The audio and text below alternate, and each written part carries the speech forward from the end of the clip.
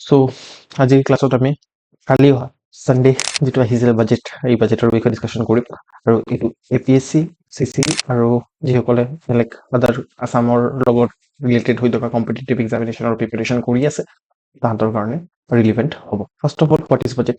আমি যদি কনষ্টিটিউশ্যনৰ article number 112 চাওঁ তো তাত লিখা আছে এনুৱেল ফাইনেন্সিয়েল ষ্টেটমেন্ট প্ৰেজেন্ট কৰিব লাগিব গভৰ্ণমেণ্টে পাৰ্লিয়ামেন্টত। ওকে, এনেকুৱা ধৰণে লিখা আছে, কিন্তু বাজেট যেটো ওয়াৰ্ড আছে সেইটো ক'তো আমাৰ কনষ্টিটিউশ্যনৰ মেনশন নাই। হয় কি বাজেট? বাজেট হ'ল যে ষ্টেটমেন্ট, এটা ষ্টেটমেন্ট য'ত আপোনাৰ আগন্তুক যেটো ফাইনেন্সিয়েল ইয়াৰ আছে সেইটোৰ ৰিসিপ্ট কিমান হ'ব, মানে আমাৰ ওচৰত আমদানি কিমান আহিব আৰু আপোনাৰ কিমান খৰচা হ'ব, ঠিক আছে, এক্সপেন্ডিচাৰ কিমান হ'ব এটা ফাইনেন্সিয়েল ইয়াৰত, সেইটোৰ এটা ষ্টেটমেন্ট হয় বাজেট। আৰু এই বাজেটটো প্ৰিপেয়াৰ কোনে কৰে? ডিপাৰ্টমেন্ট অফ ইকনমিক এফেয়াৰ্স, যেটো ফাইনেন্স মিনিষ্ট্ৰীৰ আন্ডাৰত আহে আৰু এইটো নোডেল এজেন্সি হয় বাজেট প্ৰিপাৰেচনৰ কাৰণ। বাজেটটো দুটা পাৰ্টত ভাগ কৰা থাকে। পাৰ্ট যেটো এ আছে তাত আপোনাৰ এইটো মেক্ৰ' ইকনমিক পাৰ্ট হয়, য'ত ভেৰিয়াছ স্কিমছ আৰু গভৰ্ণমেণ্টৰ ভেৰিয়াছ প্ৰায়ৰিটিজ ইয়াত মেনশ্যন হৈ থাকে আৰু সেইটো ফাৰ্ষ্ট পাৰ্ট হয়, ঠিক আছে। আৰু ছেকেণ্ড যেটো পাৰ্ট আছে বা পাৰ্ট বি যেটো আছে তাত ফাইনেন্স বিল থাকে। ওকে, সো ফাইনেন্স বিল কিহৰ কাৰণে থাকে? আমাৰ চব টেক্স কালেকশ্যন কৰাৰ কাৰণে গভৰ্ণমেণ্টে আমাৰ পৰা ডাইৰেক্টলি টেক্স কালেকশ্যন কৰিব নোৱাৰে, তো ফাইনেন্স বিল পাছ কৰিব লাগে, তেতিয়াহে আপোনাৰ টেক্স কালেক্ট কৰিব পাৰে, ঠিক আছে, গভৰ্ণমেণ্টে। তো টেক্সেশ্যনৰ যিমানখিনি প্ৰপ'জেলছ থাকে ইয়াত আপোনাৰ থাকে। ওকে, আৰু এইটো চব আল্টিমেটলি এইটো পাৰ্ট এ যেটো হয় এইটো গভৰ্ণমেণ্টৰ এক্সপেণ্ডিচাৰ আৰু এইটো গভৰ্ণমেণ্টৰ ইনকাম, গভৰ্ণমেণ্টৰ পইণ্ট অফ ভিউৰ পৰা আমি যদি চাওঁ, আৰু এইটোৰ এষ্টিমেশ্যন, ঠিক আছে, এইটোকে বাজেট বুলি কয়। আৰু যেটো গভৰ্ণমেণ্টৰ এক্সপেণ্ডিচাৰ কৰাৰ কাৰণে আপোনাৰ এপ্ৰপ্ৰিয়েশ্যন বিল পাছ কৰিব লাগে, ঠিক আছে, এপ্ৰপ্ৰিয়েশ্যন বিল। ওকে, সো এই এপ্ৰপ্ৰিয়েশ্যন বিলটো পাছ কৰিলেহে গভৰ্ণমেণ্টে এক্সপেণ্ডিচাৰ কৰিব পাৰে। এপ্ৰপ্ৰিয়েশ্যন বিল কিহৰ কাৰণে পাছ কৰিব লাগে গভৰ্ণমেণ্টে? বিকজ যেটো কনচলিডেটেড ফাণ্ড অফ ইণ্ডিয়া আছে, ঠিক আছে, সো এটা গভৰ্ণমেণ্টৰ ফাণ্ড হয় এইটো কনচলিডেটেড ফাণ্ড অফ ইণ্ডিয়া, এইটো কনষ্টিটিউশ্যনতে লিখা আছে কনচলিডেটেড ফাণ্ড অফ ইণ্ডিয়াৰ কথা। সো কনচলিডেটেড ফাণ্ড অফ ইণ্ডিয়াৰ পৰা টকা যদি গভৰ্ণমেণ্টে উইথড্ৰল কৰিব লাগে, যিমানখিনি গভৰ্ণমেণ্টৰ ওচৰত টকা আহে ফাইনেন্স বিলৰ পৰা, টেক্সেশ্যনৰ পৰা, নন টেক্স মানে ইনকাম যিমানখিনি টকা আহে সেইখিনি চব কনচলিডেটেড ফাণ্ড অফ ইণ্ডিয়াত যায়। মানে এটা ডাঙৰ ফাণ্ড বুলি ভাবি ল'ব পাৰে সেইটো গভৰ্ণমেণ্টৰ ফাণ্ড, ঠিক আছে। যিমান গভৰ্ণমেণ্টৰ ওচৰত টকা আহে, লোন আহে, তাৰপিছত আমি টেক্স দিওঁ, জিএছটি আহে, এই গোটেইখিনি বস্তু কনচলিডেটেড ফাণ্ড অফ ইণ্ডিয়াত যায়, ঠিক আছে। আৰু এই কনচলিডেটেড ফাণ্ড অফ ইণ্ডিয়াৰ পৰা গভৰ্ণমেণ্টে যদি টকা খৰচা কৰিব বিচাৰে, অবভিয়াছলি তাৰ পৰাই টকা খৰচা কৰিব, নহ'লে ক'ৰ পৰা কৰিব, ঠিক আছে। টকা কিহৰ কাৰণে গভৰ্ণমেণ্টে খৰচা কৰিব লাগে? আপোনাৰ ধৰি লওক ৰোড বনাবলগীয়া আছে, স্কুল বনাবলগীয়া আছে, চেলেৰি দিবলগীয়া আছে, ঠিক আছে, সেইখিনি গভৰ্ণমেণ্টৰ খৰচা। এই গভৰ্ণমেণ্টৰ যিমানখিনি এক্সপেন্সেছ আছে সেইখিনি কৰাৰ কাৰণে কনচলিডেটেড ফাণ্ড অফ ইণ্ডিয়াৰ পৰা টকা উইথড্ৰল কৰি পিনে দিব লাগিব, ঠিক আছে। কিন্তু কথা হৈছে যে ডাইৰেক্টলি কনচলিডেটেড ফাণ্ড অফ ইণ্ডিয়াৰ পৰা টকা উইথড্ৰল কৰিব নোৱাৰে, তো পাৰ্লিয়ামেণ্টে পাৰ্মিশ্যন দিয়ে, ঠিক আছে। পাৰ্লিয়ামেণ্টে 1 বছৰৰ কাৰণে গভৰ্ণমেণ্টক পাৰ্মিশ্যন দিয়ে যে ইয়াৰ পৰা আপুনি ইমান টকা উঠাব পাৰিব, ঠিক আছে। তো সেইটোৱে হ'ল আপোনাৰ মানে কি কাৰণে টকা উঠাব, ঠিক আছে, কোনখিনি নতুন স্কিম হ'ব, সেই গোটেই কথাখিনি পাৰ্ট এত থাকে। তো ultimately part A is related to আপোনাৰ এপ্ৰপ্ৰিয়েশ্যন বিল। আৰু এপ্ৰপ্ৰিয়েশ্যন বিল কিহৰ কাৰণে পাছ কৰিব লাগে? বিকজ কনচলিডেটেড ফাণ্ড অফ ইণ্ডিয়াৰ পৰা টকা উইথড্ৰল কৰিব লাগে। তো গভৰ্ণমেণ্টে কনচলিডেটেড ফাণ্ড অফ ইণ্ডিয়াৰ পৰা কিহৰ কাৰণে টকা উইথড্ৰল কৰে? বিকজ গভৰ্ণমেণ্টৰ কিছুমান এক্সপেণ্ডিচাৰ থাকে। বুজি পাইছে নহয় কথাটো? চব এনেকুৱা ধৰণে আমি বুজাবলৈ চেষ্টা কৰিম যাতে আমি ইকনমি নপঢ়া ষ্টুডেণ্টছবোৰেও যাতে বুজি পায়, ঠিক আছে। মোৰ যেটো লাষ্ট ইকনমিক সাৰ্ভেৰ ক্লাছ আছিলে তাতো মই সেনেকুৱা ধৰণে কৰিবলৈ চেষ্টা কৰিছিলো। I hope it is clear. So budget বোলোতে মানে কি হয় যে অকল এনুৱেল ফাইনেন্সিয়েল ষ্টেটমেন্ট নাথাকে, যেটো আৰ্টিকেল নাম্বাৰ 112ত লিখা আছে সেইটোতো থাকেই, লগতে সেইটোৰ লগতে বহুতখিনি মানে আপোনাৰ ডকুমেণ্ট থাকে, ঠিক আছে। যেনেকে আপোনাৰ ডিমাণ্ড ফৰ গ্ৰান্টছ থাকে। What is this demand for grants? আমি জানো যে গভৰ্ণমেণ্টৰ বেলেগ বেলেগ ধৰণৰ মিনিষ্ট্ৰিজ আছে, ঠিক আছে। তো সেই মিনিষ্ট্ৰিজবোৰে টকা বিচাৰে পাৰ্লিয়ামেণ্টৰ পৰা, ঠিক আছে, বা কনচলিডেটেড ফাণ্ড অফ ইণ্ডিয়াৰ পৰা কিমান টকা উইথড্ৰল কৰিব লাগিব তাহাঁতি কয়, সেইখিনি হ'ল ডিমাণ্ড ফৰ গ্ৰান্টছ। প্ৰত্যেকটা মিনিষ্ট্ৰীৰ ডিমাণ্ড ফৰ গ্ৰান্টছ থাকে, ঠিক আছে। এইটো আৰ্টিকেল নাম্বাৰ লিখা আছে কনষ্টিটিউশ্যনৰ কোনটো আৰ্টিকেলত লিখা আছে, আৰ্টিকেল 113ত লিখা আছে, ঠিক আছে। তো এনুৱেল ফাইনেন্সিয়েল ষ্টেটমেণ্টটো আমি চালোৱে। তাৰ উপৰি ফাইনেন্স বিল 110ত লিখা আছে। ফাইনেন্স বিলৰ কথা ক'লো মই। ফাইনেন্স বিল কি হয়? আপোনাৰ টেক্সো কালেকশ্যন কৰিব নোৱাৰে উইদাউট মানে পাৰ্লিয়ামেণ্টৰ পাৰ্মিশ্যন। তো আল্টিমেটলি 1 বছৰৰ কাৰণে এই ফাইনেন্স বিলৰ সহায়ত প্ৰত্যেক বছৰে বছৰে ফাইনেন্স বিল পাছ হয়, আৰু আপোনাৰ এই ফাইনেন্স বিলৰ সহায়ত গভৰ্ণমেণ্টক পাৰ্লিয়ামেণ্টে পাৰ্মিশ্যন দিয়ে। বুজি পাইছে নহয়? ফাইনেন্স বিল। তাৰ উপৰিও আপোনাৰ এটা এক্ট আছে FRBM এক্ট বুলি, ঠিক আছে, fiscal responsibilities and budget management act 2003ত পাছ হৈছিলে এইটো।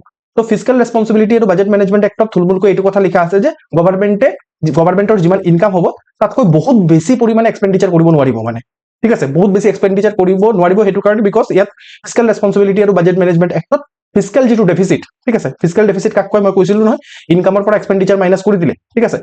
চ' আল্টিমেটলি ইনকাম যদি ধৰি লওক 100 টকা হয়, কিন্তু আপোনাৰ এক্সপেণ্ডিচাৰ যদি 150 টকা হয়, তেতিয়াহ'লেতো ইনকামতকে এক্সপেণ্ডিচাৰ বেছি হৈ গ'ল ন, তেতিয়াহ'লে 50 rupees কি হ'ব আপোনাৰ এইটো ফিস্কেল ডেফিচিট হ'ব, ঠিক আছে। ত' এই ফিস্কেল ডেফিচিটটো কণ্ট্ৰল কৰাৰ কথা কয় FRBM এক্টে। তো এই FRBM এক্টত মানে একটেও কয় যে বাজেট যেতিয়া পাছ কৰিব নহয়, বাজেটৰ লগতে আপুনি ক'ব লাগিব যে ফিস্কেল ডেফিচিট কিমান কণ্ট্ৰলত আছে, ঠিক আছে। তো সেইটোৰ কাৰণে আপোনাৰ দুটা আপোনাৰ আৰু বেলেগ বেলেগ ডকুমেণ্ট দিয়া হয়। এটা হ'ল আপোনাৰ মেক্ৰ' ইকনমিক ফ্ৰেমৱৰ্ক ষ্টেটমেণ্ট আৰু medium term fiscal policy and strategy statement, ঠিক আছে। তো এই দুটা ডকুমেণ্ট দিয়া হয়, ঠিক আছে। এই দুটা ডকুমেণ্ট আপোনাৰ কনষ্টিটিউচনত লিখা নাই এই দুটা ডকুমেণ্টৰ কথা, এইটো ফিস্কেল ৰেছপনচিবিলিটি আৰু বাজেট মেনেজমেণ্ট এক্টৰ আণ্ডাৰত লিখা আছে। চ' এই গোটেইখিনি কথা মই যিমানখিনি কৈছো নহয়, এইখিনি অলৰেডি পৰীক্ষাত সুধিছে। তো যিটো কুৱেশ্যন সুধিছে মই সেইখিনিহে আপোনালোকৰ পঢ়াবলৈ লৈ আনিছো, ঠিক আছে। এই গোটেই কথাখিনি সুধিছে পৰীক্ষাত, অ'কে। বেলেগ বেলেগ ধৰণৰ পৰীক্ষা, ঠিক আছে। তাৰ উপৰিও আপুনি যদি চাওঁ বেলেগ বেলেগ ধৰণৰ এক্সপ্লেনেটৰী ডকুমেণ্টছ থাকে, আজিকালি ওলাই এক্সপ্লেনেটৰী ডকুমেণ্টছ। তাৰে ভিতৰত আপোনাৰ এক্সপেণ্ডিচাৰৰ বাজেট থাকে, কেৱল মাত্ৰ এক্সপেণ্ডিচাৰ চাইডটো দেখুওৱা হয়। তাৰপিছত আপোনাৰ ৰিচিপ্ট বাজেট থাকে, ঠিক আছে, মানে কিমান ৰিচিপ্ট হ'ব সেইখিনিত থাকে। তাত থুলমূল আভাস এটা মই লৈ আনিছো, আপোনালোকক দেখুৱাম মই। তাৰপিছত আপোনাৰ এক্সপেণ্ডিচাৰৰ প্ৰফাইল কি হয়, মানে ক'ত ক'ত এক্সপেণ্ডিচাৰ বেছিকৈ হৈছে, কম হৈছে, কি হৈছে সেইখিনি। তাৰ উপৰিও বাজেট এট এ গ্লান্স, ঠিক আছে, গোটেই বাজেটটোক একে জেগাত, অ'কে। তাৰ উপৰিও কি ফিচাৰ্ছ অফ দ্য বাজেট, ঠিক আছে, এইখিনি আদাৰ ডকুমেণ্ট থাকে। এই কেৱল মাত্ৰ আমি গম পালো যে এনুৱেল ফাইনেন্সিয়েল ষ্টেটমেণ্ট পাব্লিছ নহয়, তাৰ উপৰিও এইখিনি ডকুমেণ্টটো পাব্লিছ হয় বা প্ৰেজেণ্ট হয় আমাৰ পাৰ্লিয়ামেণ্ট। হিষ্ট্ৰী যদি চাওঁ আমাৰ বাজেটৰ, আপোনাৰ 1860, ঠিক আছে, 1860 ব্ৰিটিছৰ সময়ত আছিলে। ব্ৰিটিছৰ এজন পাৰ্চনেল জেমছ উইলছন আপোনাৰ প্ৰথমবাৰৰ কাৰণে ফাৰ্ষ্ট ফাইনেন্স মেম্বাৰ হিচাপে বাজেট প্ৰেজেণ্ট কৰিছিলে। তাৰপিছত আমাৰ যেতিয়া মোটামুটি অলপ চলপ গভৰ্ণমেণ্টৰ কণ্ট্ৰল আমাৰ ওচৰত আহিলে 1947-48ত, তাৰপিছত মিষ্টাৰ লিয়াকত আলী খান, এতিয়া ইণ্ট্ৰিম গভৰ্ণমেণ্টৰ পাৰ্ট আছিলে, তেওঁ ফাইনেন্স মিনিষ্টাৰ আছিলে। তো তেওঁ বাজেট প্ৰেজেণ্ট কৰিছিলে। আৰু ইণ্ডিপেণ্ডেণ্ট ইণ্ডিয়াৰ প্ৰথম বাজেট আপোনাৰ 1947ৰ 26 নৱেম্বৰত পাছ হৈছিলে। সেইটো RK আপোনাৰ চামমুখম ছেত্ৰী এওঁ পাছ কৰিছিলে। তো এইবোৰ কথা আপোনাৰ ফেক্টছ হয়, এইখিনি ইম্পৰ্টেণ্ট হয়, মনত ৰাখিব লাগিব, ঠিক আছে। তাৰ উপৰিও আমি যদি চাওঁ বাজেটৰ যিটো প্ৰচেছ, ঠিক আছে, বাজেট এনেকুৱা ধৰণৰ প্ৰচেছেৰে পাছ হয়। এইটো আমাৰ লাষ্ট যিটো ছানডে আছিলে, ঠিক আছে। তো তাত আপোনাৰ 1 ফেব্ৰুৱাৰী আৰু 1 ফেব্ৰুৱাৰীত আপোনাৰ বাজেটক প্ৰেজেণ্ট কৰা হ'ল। তাৰপিছত কি হ'ব, এইটো both the houses of the parliament, মানে লোকসভা আৰু ৰাজ্যসভাত বাজেটৰ জেনেৰেল ধৰণে ডিছকাশ্যন কৰা হ'ব, ঠিক আছে। তাৰপিছত এইটো যিটো ষ্টেণ্ডিং কমিটি আছে, ডিপাৰ্টমেণ্টেল ষ্টেণ্ডিং কমিটি কোৱা হয়, ঠিক আছে। প্ৰত্যেকটা ডিপাৰ্টমেণ্টৰ কাৰণে বেলেগ বেলেগ ধৰণৰ পাৰ্লিয়ামেণ্টৰ ভিতৰতে ষ্টেণ্ডিং কমিটি থাকে। এইটোৱে কি কৰিব, এই যিমানখিনি ডিমাণ্ড ফৰ গ্ৰাণ্টছ আছে মিনিষ্টাৰবোৰৰ, এই মিনিষ্টাৰবোৰৰ ডিমাণ্ড ফৰ গ্ৰাণ্টখিনি ইভেলুৱেট কৰিব ভাল ধৰণে, ঠিক আছে, অ'কে। তাৰপিছত আপোনাৰ কি হ'ব যে ডিটেইল ডিছকাশ্যন কৰা হ'ব। তাৰ আগতো জেনেৰেল ডিছকাশ্যন হৈছিলে, এতিয়া ডিটেইল ডিছকাশ্যন হ'ব, ঠিক আছে, ডিমাণ্ড ফৰ গ্ৰাণ্টৰ লগত, আৰু ইয়াত ভোটিঙো হ'ব, ঠিক আছে। তাৰপিছত আপোনাৰ এপ্ৰপ্ৰিয়েশ্যন বিল পাছ কৰা হ'ব। প্ৰথমে কি বিল পাছ কৰা হয়, এপ্ৰপ্ৰিয়েশ্যন বিল, দেন ফাইনেন্স বিল পাছ কৰা হ'ব, ঠিক আছে। দিছ ইজ দ্য প্ৰচেছ। মই ষ্টেটিকটো কৰাই লৈছো, বিকজ ষ্টেটিক জানিলে ষ্টেটিষ্টিক মানে ষ্টেটিক ইজ দ্য কি, বুজি পাইছে নহয়। ষ্টেটিক জানিলে আমি মানে কাৰেণ্টটো ভাল ধৰণে বুজি পাম। তাৰ উপৰিও মই কিছুমান কনষ্টিটিউচনেল প্ৰভিজনৰ কথা ইয়াত ক'ব বিচাৰিম, বিকজ এইখিনি আল্টিমেটলি ষ্টেটিকৰ পৰ্চন হয়, কিন্তু পৰীক্ষাত বাৰে বাৰে বেলেগ বেলেগ ধৰণে ঘূৰাই ঘূৰাই কুৱেশ্যন সোধে। মোক বহুতে সোধে যে কনষ্টিটিউচনৰ কোনখিনি আৰ্টিকেল ইম্পৰ্টেণ্ট হয়। এইখিনি আপোনাৰ ইকনমিৰ লগত ৰিলেটেড আৰ্টিকেল হয়, এইখিনি ইম্পৰ্টেণ্ট হয়। আৰ্টিকেল 109ত আপোনাৰ মানি বিলৰ কথা লিখা আছে, ঠিক আছে। তাৰপিছত আপোনাৰ definition of the money bill 110ত লিখা আছে। 112তটো আমি জানোৱে এনুৱেল ফাইনেন্সিয়েল ষ্টেটমেণ্ট। 113ত আপোনাৰ procedure in parliament with respect to estimates, ঠিক আছে। তো এষ্টিমেটৰ লগত ৰিলেটেড যিমানখিনি প্ৰচিডিঅ'ৰ্ছ আছে এইখিনি ইয়াত লিখা আছে। 114ত এপ্ৰপ্ৰিয়েশ্যন বিলৰ কথা লিখা আছে, এইটো ইম্পৰ্টেণ্ট হয়, মনত ৰাখিব। এইটো ইম্পৰ্টেণ্ট হয়, এইটো ইম্পৰ্টেণ্ট হয়, ঠিক আছে। তাৰ উপৰিও আপোনাৰ 115ত সাপ্লিমেণ্টাৰী এডিশ্যনেল অৰ এক্সেছ গ্ৰাণ্টৰ কথা লিখা আছে। 116ত vote on account, vote of credit, এই দুটাৰ মাজত কি পাৰ্থক্য আছে আপোনালোকে ChatGPT, জেমিনি এইবোৰক ইউজ কৰি পিনে আপোনালোকে চাব লাগে, আৰু যিসকলে ইকনমি পঢ়িছে আগৰ পৰাই জানে সেইখিনি, ঠিক আছে। এক্সেপশ্যনেল গ্ৰাণ্ট এইখিনিৰ কথা আপোনাৰ 116ত লিখা আছে। 117ত কি লিখা আছে, আপোনাৰ ফাইনেন্স বিলৰ লগত ৰিলেটেড প্ৰভিজন, সেইটো ইম্পৰ্টেণ্ট হয়, ঠিক আছে। তাৰপিছত আপোনাৰ 150ত লিখা আছে forms of accounts of the union and states, ঠিক আছে। কেনেকুৱা ধৰণৰ একাউণ্টছৰ ফৰ্মেট থাকিব আৰু মানে একাউণ্ট কেনেকৈ মেইনটেইন কৰিব সেইখিনি 150ত লিখা আছে। 151ত অডিট ৰিপৰ্টৰ কথা লিখা আছে। 265ত tax not to be imposed except by আপোনাৰ এপ্ৰপ্ৰিয়েশ্যন অফ ল, এইটো ইম্পৰ্টেণ্ট হয়। এইটো কথাই মই কৈ আছিলো, ঠিক আছে। মই কৈ আছিলো নহয় যে গভৰ্ণমেণ্টে ডাইৰেক্টলি টেক্স কালেক্ট কৰিব নোৱাৰে, ঠিক আছে। গভৰ্ণমেণ্টে টেক্স তেতিয়াহে কালেক্ট কৰিব পাৰিব তেতিয়া মানে লয় এপ্ৰপ্ৰিয়েট কৰিব বা ল বনোৱা হ'ব, ঠিক আছে। যেনেকৈ ফাইনেন্স বিলটো বনোৱা হয়, ঠিক আছে। ফাইনেন্স বিলৰ আৰ্টিকেল নাম্বাৰ কিমান আছিল, ফাইনেন্স বিল ক'ত গ'ল, সেইটো ফাইনেন্স বিল, ঠিক আছে, 117, ঠিক আছে। তাৰপিছত আপোনাৰ আৰ্টিকেল 266 আপোনাৰ কনচলিডেটেড ফাণ্ড আৰু পাব্লিক একাউণ্টৰ কথা লিখা আছে। মই কনচলিডেটেড ফাণ্ডৰ কথা কৈছিলো, 267 কন্টিনজেন্সি ফাণ্ডৰ কথা লিখা আছে, কন্টিনজেন্সি ইমাৰ্জেন্সিৰ লগত ৰিলেটেড। আৰু আপোনাৰ 275 লিখা আছে grant from the union in certain states, ঠিক আছে। তো গ্ৰান্ট যিমানখিনি দিয়ে ইউনিয়ন গভৰ্ণমেণ্টৰ পৰা ষ্টেট গভৰ্ণমেণ্টক, সেইখিনি ইয়াত আছে। তাৰ উপৰিও আপোনাৰ 280 আৰ্টিকেল নাম্বাৰ 280 ফাইনেন্স কমিশ্যনৰ কথা আছে, এইটো বহুত ইম্পৰ্টেণ্ট হয়। তাৰ উপৰিও 281ত ৰিকমেণ্ডেশ্যন যিটো ফাইনেন্স কমিশ্যনে প্ৰভাইড কৰে, ঠিক আছে, সেইটো ফাইনেন্স কমিশ্যন কিহৰ কাৰণে হয় এইটো আমি ইকনমিত পঢ়ো। আৰু আমাৰ যিটো 292, ঠিক আছে, তাত আপোনাৰ গভৰ্ণমেণ্ট অফ ইণ্ডিয়া কেনেকৈ বৰোয়িং কৰিব সেই গোটেই কথাখিনি ইয়াত লিখা আছে। এই গোটেই এই লিষ্টটো মনত ৰাখিব লাগিব। এই লিষ্টটো মই যদি একদম সুকীয়াকৈ কৈ ৰটনা মাৰিব লাগিব, ঠিক আছে, কাৰণ আল্টিমেটলি ৰটনা মাৰা বস্তুও বহুতখিনি সোধে, ঠিক আছে। অ'কে, তো এতিয়া হৈ গ'ল। তো আপোনালোকে এতিয়া অলপ ষ্টেটিকৰ ওপৰত আপুনি এটা এই MCQটো সলভ কৰিব লাগে। এইটো প্ৰিভিয়াছ ইয়াৰ কুৱেশ্যন পেপাৰে হয়, ঠিক আছে, কিবা এটা এক্সামিনেশ্যনত এইটো কুৱেশ্যন আহিছে। What will be the answer? Correct sequence সুধিছে, ষ্টেজ যিটো হয় আমাৰ বাজেট কোনটো ষ্টেজত আমি কৈছিলো নহয়, ষ্টেজখিনি ডিছকাশ্যন কৰিছিলো পাৰ্লিয়ামেণ্টত পাছ হোৱাৰ, ঠিক আছে। চ' প্ৰথমেতো অবভিয়াছলি প্ৰেজেণ্ট কৰা হ'ব। ত' এক আগত থাকিব লাগে, একটো ইয়াত আগত নাই, ইয়াতো আগত নাই, তেতিয়াহ'লে দুটাটো গ'লে ইয়াতো এ হ'ব নহ'লে বি হ'ব, নাই, ৰাইট। তাৰপিছত আপোনাৰ কি কৰা হ'ব, ঠিক আছে, স্ক্ৰুটিনি বাই ডিপাৰ্টমেণ্টেল, য়েছ, স্ক্ৰুটিনি কৰা হ'ব, নহ'লে তাৰ আগতে পাছ কৰি দিব, স্ক্ৰুটিনি নকৰাকে পাছ কৰি দিব নেকি, ঠিক আছে। 1 2 মানে 1ৰ পিছত 2 আহিব লাগে, bus, A will be the answer. সেই কাহানি আমি তাৰপিছত এইটো জানাৰ দৰকাৰো নাই, তাৰপিছত আপুনি চাই লওক আৰু প্ৰথম, তাৰপিছত আপোনাৰ কি পাছ হয়, আপোনাৰ এপ্ৰপ্ৰিয়েশ্যন দেন ফাইনেন্স বিল। চক এটা হ'ল নলেজ আৰু এটা হ'ল আপুনি MCQ সলভ কৰাৰ টেকনিক, দুটাই ইম্পৰ্টেণ্ট, নলেজো ইম্পৰ্টেণ্ট আৰু MCQ সলভ কৰাৰ টেকনিকো ইম্পৰ্টেণ্ট। চক মই কেনেকৈ সলভ কৰিছো, প্ৰথমে এলিমিনেট কৰি দিছো, যিটো আমি নহ'ব এইটো এলিমিনেট কৰিছো, তাৰপিছত লাহে লাহে নিজেই ওলাইছে, ষ্টেপ বাই ষ্টেপ কৰিব লাগিব কথাটো, তেতিয়াহে আপোনাৰ ইজি লাগিব, বুজি পাইছে? অ'কে, ইয়াত এক্সপ্লেনেশ্যন লিখা আছে, চাই ল'ব। আচ্ছা, আৰু অলপ চাওঁ যে এনুৱেল ফাইনেন্সিয়েল ষ্টেটমেণ্ট যিটো আছে 112ত লিখা আছে, এনুৱেল ফাইনেন্সিয়েল ষ্টেটমেণ্টক আমি দুটা ধৰণে ভাগ কৰিব পাৰোঁ, বা এইটোক আমি বাজেট বুলি ক'ব পাৰোঁ, ঠিক আছে। বাজেটক আমি দুটা ধৰণে ভাগ কৰিব পাৰোঁ, এটা হ'ল ৰেভিনিউ বাজেট, এটা হ'ল কেপিটেল বাজেট, ঠিক আছে। তো ৰেভিনিউ যিটো ৱাৰ্ডটো দেখিলে গম পাব যে এইখিনি এক বছৰতকৈ কম টাইম ফ্ৰেমত হোৱা যিমানখিনি ঘটনাৱলী আছে ইয়াত আপোনাৰ থাকিব, ঠিক আছে। আৰু কেপিটেলত আপোনাৰ লং টাৰ্ম 5 বছৰ 10 বছৰ 20 বছৰ এনেকুৱা থাকিব। আৰু এনেকুৱা ধৰণেও চাব পাৰে, মই একদম মানে কি হয় টেকনিকেল ডেফিনেশ্যন কোৱা নাই, মই জাষ্ট বুজি পোৱাৰ কাৰণে কথাবোৰ কৈছোঁ, ঠিক আছে। টেকনিকেলি চাই ল'ব আৰু ৰেভিনিউ বাজেটৰ ডেফিনেশ্যন কি হ'ব, কিন্তু আল্টিমেটলি APSCত বা চিভিল চাৰ্ভিচেছৰ টেকনিকেলি ইমান জনাৰ দৰকাৰ নাথাকে মানে, ঠিক আছে। আপুনি কনচেপচুৱেল ক্লিয়াৰিটি থাকিলে MCQ সলভ হৈ যায় আৰু মেইনছতো আনচাৰ লিখি ল'ব পাৰে। আল্টিমেটলি আমাৰ MCQ সলভ কৰিব লাগে, নহ'লে মেইনছত আনচাৰ লিখিব লাগে, সেইটোৰ কাৰণেতো আমি পঢ়ি আছো, ৰাইট। চ' এই দুটা হৈ যায় আৰামছে, সেইটোৰ কাৰণে কনচেপ্ট সদায় ধ্যানত ৰাখিব।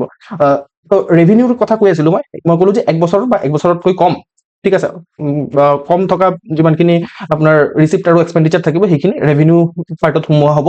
আৰু এক বছৰতকৈ বেছি হ'লে ৰিচিপ্ট আৰু এক্সপেণ্ডিচাৰ, তেতিয়াহ'লে সেইটো কেপিটেল পাৰ্টত যাব, ঠিক আছে। অ'কে, সেইটো আপোনালোকে মনত ৰাখিব। অ'কে, তো ৰেভিনিউৰ আপোনাৰ ৰিচিপ্ট আৰু এক্সপেণ্ডিচাৰ এইটো দুটা ভাগত ভাগ কৰা হয়। তো ৰেভিনিউ ৰিচিপ্ট আমি যদি চাওঁ তেতিয়াহ'লে আপোনাৰ টেক্সৰ ভিতৰত দুটা টেক্স থাকে, ডাইৰেক্ট টেক্স আৰু ইনডাইৰেক্ট টেক্স, ঠিক আছে। তো ডাইৰেক্ট টেক্সত আপোনাৰ কি হয়, যে কৰ্পৰেট টেক্স, অ'কে, সেইটো ডাইৰেক্ট টেক্স হয়, ইনকাম টেক্স, তাৰপিছত SST, এইটো SST এইবাৰ নিউজত আছে, বিকজ SST অলপ ইনক্ৰিজ কৰিছে। SST মানে চিকিউৰিটি ট্ৰানজেকশ্যন টেক্স। এইখিনি আজিকালি বহুতখিনি ছাট্টাবাজি হৈছে নহয়, শ্বেয়াৰ মাৰ্কেটত ছাট্টাবাজি কৰে, যে আপোনাৰ কি কৰে, ফিউচাৰ্ছ এণ্ড অপশ্যন বুলি এটা বস্তু থাকে, আৰু সেই টেকনিকেলিটিত যোৱাৰ দৰকাৰ নাই। বাট তাত আল্টিমেটলি কি হয়, যে বহুত ট্ৰেডাৰ্ছ বনি গৈছে লাহে লাহে, তো ইজি মানিৰ পিছফালে যায় মানুহে, তো আল্টিমেটলি তাৰ পৰা বহুত লোকচান খাবলগীয়া হয়, ৰিটেইল ইনভেষ্টাৰ্ছখিনি স্পেচিয়েলি। তো সেইটো কাৰণে সেইটো ডিছকাৰেজ কৰাৰ কাৰণে চিকিউৰিটি ট্ৰানজেকশ্যন টেক্স বঢ়াই দিছে এইবাৰ মানে বাজেটত। তো চিকিউৰিটি ট্ৰানজেকশ্যন টেক্স বঢ়ালে মানে কি হয়, যে এইখিনি আপুনি ধৰি লওক শ্বেয়াৰ এটা কিনিছে, বা কি ক'ম মানে ফিউচাৰ বা অপশ্যন কিনিছে, স্পেচিয়েলি ফিউচাৰ এণ্ড অপশ্যনতে বহোৱা হৈছে, কিন্তু মনত ৰাখিব ফিউচাৰ্ছ আৰু অপশ্যন মানে হ'ল যে এটা প্ৰিডিকশ্যন লগোৱা, ঠিক আছে, যে এই পাৰ্টিকুলাৰ শ্বেয়াৰ বা এই পাৰ্টিকুলাৰ ফাণ্ডটোৰ কিমান ভেলু ওপৰত যাব লাগে, ওপৰত যাব পাৰে মানে, তো সেইটো প্ৰিডিকশ্যন কৰা, সেইটো হ'ল ফিউচাৰ্ছ, ঠিক আছে। তো সেই ফিউচাৰ্ছ আৰু অপশ্যনৰ ওপৰত আপোনাৰ চিকিউৰিটি ট্ৰানজেকশ্যন টেক্স বঢ়াই দিছে, ঠিক আছে। চ' এইটোৰ বিষয়ে আমি পঢ়িম বাৰু। চ' এইটো হ'ল আপোনাৰ ডাইৰেক্ট টেক্স। আৰু ইনডাইৰেক্ট টেক্স, ডাইৰেক্ট টেক্স মানে হ'ল যে ডাইৰেক্টলি আপুনি দিয়ে গভৰ্ণমেণ্টক, ঠিক আছে, মানে আৰু টেকনিকেলি একদম যদি ক'ব বিচাৰো তেতিয়াহ'লে মানে ইনচিডেণ্ট আৰু বাৰ্ডেন, ঠিক আছে, সেইটো দুটা এটা মানুহৰ ওপৰতে পৰে, ঠিক আছে। চ' সেইটো হ'ল ডাইৰেক্ট টেক্স। ডাইৰেক্ট টেক্স গম পাইছে আৰু কি হয়। তো আপোনাৰ ইনডাইৰেক্ট টেক্সত GST, তাৰপিছত এক্সাইজ ডিউটি, কাষ্টম ডিউটি, এইবোৰ আপোনাৰ ইনডাইৰেক্ট টেক্সত পৰিব, ঠিক আছে। ইনডাইৰেক্ট কিহৰ কাৰণে, কালেকশ্যন বেলেগ এজন মানুহে কৰে, দিয়ে কোনোবা এজন বেলেগ মানুহে, সেইটোৱে হ'ল আপোনাৰ ইনডাইৰেক্ট টেক্স। তাৰ উপৰিও এইখিনি চব আপোনাৰ কি হয়, ৰিচিপ্ট চাইডত আহিলে, ৰেভিনিউ ৰিচিপ্ট সেইটো, ঠিক আছে। আৰু আমি যদি চক ৰেভিনিউ ৰিচিপ্টক আকৌ টেক্স ৰিচিপ্ট আৰু নন টেক্স ৰিচিপ্টত ভাগ কৰা হয়, ঠিক আছে। আৰু নন টেক্স ৰিচিপ্টত আমি যদি চাওঁ, চেলিং মানে গুডছ আৰু সাৰ্ভিসেস গভৰ্ণমেণ্টৰ সব পইণ্ট অফ ভিউৰ পৰা চাইছো তো গভৰ্ণমেণ্টে কিবা গুডছ আৰু সাৰ্ভিসেস সেলিং কৰে ঠিক আছে যেনেকৈ ৰেলৱে টিকেট সেল কৰে নো ডাউট গভৰ্ণমেণ্টে ডাইৰেক্টলি নকৰে কিন্তু গভৰ্ণমেণ্টৰ ওন্ড হয় ন ৰেলৱে ঠিক আছে বা যোজনা মেগাজিন সেল কৰে সেইটো হয় তাৰপিছত আপোনাৰ প্ৰফিট আৰু ডিভিডেন্ড তো এইটো আপোনাৰ পায় গভৰ্ণমেণ্টে যিহেতু বহুতখিনি কোম্পানীৰ শ্বেয়াৰ মানে নিজৰ ওচৰত আছে 50%তকৈ বেছি তো সেইখিনিৰ পৰা ডিভিডেন্ড আৰু প্ৰফিট পায় সেইটো হৈ যায় তাৰপিছত আকৌ ইণ্টাৰেষ্ট ৰিচিভ কৰে ইণ্টাৰেষ্ট কেনেকৈ ৰিচিভ কৰে ষ্টেট গভৰ্ণমেণ্টক গভৰ্ণমেণ্টে লোন দিয়ে ঠিক আছে ইউনিয়ন গভৰ্ণমেণ্টে গৈছো ইউনিয়ন গভৰ্ণমেণ্টে ষ্টেট গভৰ্ণমেণ্টক লোন দিয়ে তো তাৰ পৰা ইণ্টাৰেষ্ট পায় তাৰ উপৰিও আপোনাৰ গ্ৰান্ট পায় ধৰি লওক এই ৱৰ্ল্ড বেংকে গ্ৰান্ট দিছে বা কিবা USA আমাক গ্ৰান্ট দিছে সেইখিনি গ্ৰান্টৰ পৰা টেক আপ তো এইখিনি নন টেক্স টেক্সৰ পৰা নোহোৱাৰ কাৰণে এইখিনি নন টেক্স তাৰপিছত এক্সপেণ্ডিচাৰ যদি চাওঁ আপোনাৰ ৰেভিনিউ এক্সপেণ্ডিচাৰ তো ৰেভিনিউ এক্সপেণ্ডিচাৰ কি হয় গভৰ্ণমেণ্টৰ ৰেভিনিউ এক্সপেণ্ডিচাৰ ধৰি লওক কিবা লোন লৈছে গভৰ্ণমেণ্টে ঠিক আছে গভৰ্ণমেণ্ট মানে ইয়াত মই যেতিয়াবা গভৰ্ণমেণ্ট বুলি ক'ম ষ্টেট গভৰ্ণমেণ্টৰ কথা নাভাবিব মই ক'লেহে ষ্টেট গভৰ্ণমেণ্ট ভাবিব নহ'লে ইউনিয়ন গভৰ্ণমেণ্টৰ কথাই পাতি আছো কিহৰ কাৰণে ইউনিয়ন বাজেট পঢ়ি আছো ন তো আল্টিমেটলি কি হয় যে লোনৰ বহুতখিনি লোন লয় গভৰ্ণমেণ্টে তো তাৰ ওপৰত ইণ্টাৰেষ্ট পে কৰিব লাগে তাৰপিছত গভৰ্ণমেণ্টে মানে সেই এক্সপেণ্ডিচাৰ হিচাপত আপোনাৰ গ্ৰান্ট প্ৰভাইড কৰে ঠিক আছে আপোনাৰ ষ্টেট গভৰ্ণমেণ্টবোৰক গ্ৰান্ট প্ৰভাইড কৰে তাৰ উপৰিও সাবচিডি প্ৰভাইড কৰে তাৰপিছত ডিফেন্সত টকা খৰচা কৰে এইবাৰতো ডিফেন্সত বহুত টকা খৰচা কৰিছে ঠিক আছে তাৰ উপৰিও চেলাৰী আৰু পেঞ্চন দিব লাগে এই গোটেইখিনি আপোনাৰ ৰেভিনিউ এক্সপেণ্ডিচাৰত পৰিব ঠিক আছে আপোনাৰ এইফালে যদি আমি কেপিটেল ফালে চাওঁ কেপিটেলৰ ফালে ঠিক আছে তো কেপিটেলৰ ৰিচিপ্ট আৰু এক্সপেণ্ডিচাৰ আছে ঠিক আছে তো যিটো ৰিচিপ্ট আছে ডেপ্থ ৰিচিপ্ট আৰু নন ডেপ্থ ৰিচিপ্টত ভাগ কৰা হয় ডেপ্থ মানে বুজি পাইছে ন লোনৰ পৰা যিমানখিনি ৰিচিপ্ট হয় এইটো ইণ্টাৰনেল লোন হ'ব পাৰে RBIৰ পৰা লোন লৈছে বা ডাইৰেক্টলি মানে ইণ্ডিয়ান মাৰ্কেটৰ পৰা লোন লৈছে গভৰ্ণমেণ্ট চিকিউৰিটিজ ইছ্যু কৰি পিনে ঠিক আছে গভৰ্ণমেণ্টে তাৰপিছত এক্সটাৰ্নেল লোন হ'ব পাৰে ৱৰ্ল্ড বেংকৰ পৰা লোন লৈছে ফৰ এক্সাম্পল ঠিক আছে তাৰ উপৰিও আপোনাৰ নন ডেপ্থ ৰিচিপ্ট এইটো ইম্পৰ্টেণ্ট ৰিচিপ্ট হয় বিকজ এইটোতো লোনটো এদিন না এদিন ঘূৰাই দিব লাগিব উইথ ইণ্টাৰেষ্ট কিন্তু নন ডেপ্থ ৰিচিপ্টখিনি ইম্পৰ্টেণ্ট হয় ঠিক আছে লোন ৰিকভাৰ কৰিছে ঠিক আছে কিবা লোন দিছিলে ইউনিয়ন গভৰ্ণমেণ্টে ষ্টেট গভৰ্ণমেণ্টক লোন দিছিলে তো সেইটো ৰিকভাৰ কৰি লৈছে ঠিক আছে সেইটোৰ পৰা নন ডেপ্থ ৰিচিপ্ট হৈ যায় ডিসইনভেষ্টমেণ্ট কৰিছে ধৰি লওক আপোনাৰ ONGCৰ শ্বেয়াৰ আছিলে ONGCৰ শ্বেয়াৰ বিক্ৰী কৰি দিছে গভৰ্ণমেণ্টে ঠিক আছে বা প্ৰাইভেটাইজ কৰিছে বুলি আমি ক'ব পাৰো ঠিক আছে একজেক্টলি প্ৰাইভেটাইজেশ্যন আৰু ডিসইনভেষ্টমেণ্ট একে নহয় সেইখিনি আমাৰ আজিৰ কথা নহয় চব মই যিমানটো পাৰিম সিমানটো এক্সপ্লেইন কৰিম ঠিক আছে কিন্তু সব বস্তু এক্সপ্লেইন কৰিব গ'লে আপোনাৰ বাজেট কমপ্লিট নহ'ব এতিয়া ঠিক আছে তো যদি কিবা বুজি নাপায় তেতিয়াহ'লে মোক সুধিব লাগে মই সুধিলে মানে মোক কৈ দিম অ'কে তাৰ উপৰিও কেপিটেল এক্সপেণ্ডিচাৰত যদি চাওঁ এক্সপেণ্ডিচাৰত আপোনাৰ লোন দিয়ে যে গভৰ্ণমেণ্টে ঠিক আছে তো সেইটোৱে মেইন আপোনাৰ এক্সপেণ্ডিচাৰ থাকে তাৰ উপৰিও আপোনাৰ ধৰি লওক মানে কিবা কেপিটেল গুডছ আছে ঠিক আছে মানে কেপিটেল গুডছৰ ভিতৰত গভৰ্ণমেণ্টৰ কেপিটেল গুডছ কি হ'ব এতিয়া ব্ৰিজ বনাইছে তাৰপিছত স্কুল বনাইছে সেইখিনি গোটেইখিনি কেপিটেল গুডছৰ ওপৰত এক্সপেণ্ডিচাৰ হ'ব তো সেইখিনি হৈ যায় ঠিক আছে চ' এইখিনি হ'ল আপোনাৰ বাজেটটো এটা থুলমূলকে ঠিক আছে তো বাজেটৰ থুলমূলকে আমি চাই ল'লো এতিয়া চাওক এতিয়া ডাইৰেক্টলি এতিয়া সোমাই যায় ইউনিয়ন বাজেটত তেতিয়াহে বুজি পাব নহ'লে এইখিনি যদি আপোনাৰ বেকগ্ৰাউণ্ড ৰেডি হৈ নাথাকে তেতিয়াহ'লে বুজি নাপায় কথাবোৰ ঠিক আছে চ' এতিয়া ইউনিয়ন বাজেট 2020-26 এতিয়া চাওক ৰিচিপ্ট ঠিক আছে ৰিচিপ্ট আপোনাৰ আমি জানো যে দুই ধৰণৰ ৰিচিপ্ট হ'ব পাৰে ৰেভিনিউ ৰিচিপ্ট আৰু কেপিটেল ৰিচিপ্ট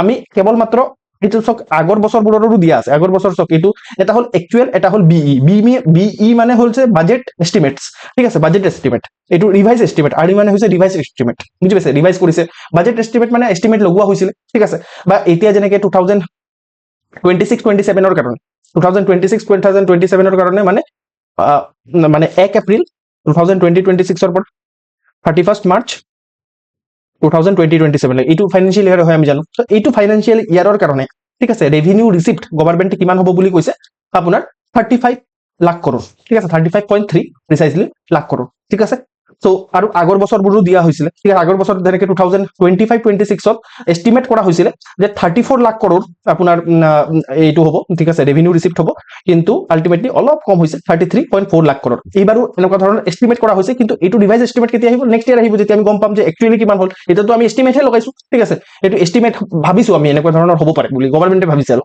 যে বিভিন্ন ধৰণৰ কেলকুলেশ্যন কৰি পিনে ভাবিছে এইটো এনেই নহয় যে এনেই নৰেন্দ্ৰ ভাবি লৈছে তো এটা কেলকুলেশ্যনত ভাবিছে যে 35.3 মানে আপোনাৰ লাখ কৰোৰৰ এটা ৰেভিনিউ ৰিচিপ্ট আহিব ঠিক আছে বাজেটটো আল্টিমেটলি আপুনি চব কনচেপচুৱেলি ভাবকচোন বাজেট কি হয় বাজেট মানে আমি নেক্সট ইয়াৰৰ কাৰণে বা ঘৰৰ যিটো বাজেট বনাওঁ ঠিক আছে তো তাত আমি চাওঁ যে ইনকাম কিমান আহিব তো ইয়াত অলপ ক্লাছিফাই কৰি দিয়া হৈছে ইয়াত আপোনাৰ ইনকামটো ৰেভিনিউ আৰু কেপিটেল মানে ইনকামত ভাগ কৰা হৈছে বা ইয়াক আমি ৰেভিনিউ ইনকামক ৰেভিনিউ ৰিচিপ্ট বুলি কৈছো আৰু আপোনাৰ কেপিটেল ৰিচিপ্ট বুলি কৈছো কেপিটেল ইনকামক বুজি পাইছে নহয় তো এইটো চব আপোনাৰ জাষ্ট আপুনি মনত ৰাখিবৰ কাৰণে কি কৰিব লাগে মনত ৰখাৰ কাৰণে কেৱল মাত্ৰ এইবাৰৰ যিটো আপোনাৰ এষ্টিমেটছ আছে সেইটো মনত ৰাখিব লাগে মানে এই যিটো লাষ্টৰটো এইটো ঠিক আছে আৰু চাওক আপোনাৰ কেপিটেল যিটো ৰিচিপ্ট আছে সেই কেপিটেল ৰিচিপ্টটো 18.1 লাখ কৰোৰৰ কেপিটেল ৰিচিপ্ট হ'ব এতিয়া চাওক এজ এ এক্সপেৰিয়েণ্ট আমি কি মানে কেনেকুৱা ধৰণৰ বস্তু গুৰুত্ব দিব লাগে, ঠিক আছে। ন' ডাউট এইটো আপোনাৰ ফিগাৰটো মনত ৰাখিব পাৰিলেতো ভাল কথা, কিন্তু APSC যদি কুৱেশ্যন বনাব হয় এইটোৰ পৰা কেনেকুৱা ধৰণৰ কুৱেশ্যন বনাব ভাবক। আল্টিমেটলি চক APSC পইণ্ট অফ ভিউৰ পৰাই ভাবিব বা এক্সামিনেশ্যনৰ পইণ্ট অফ ভিউৰ পৰা কথাটো ভাবিব সদায়।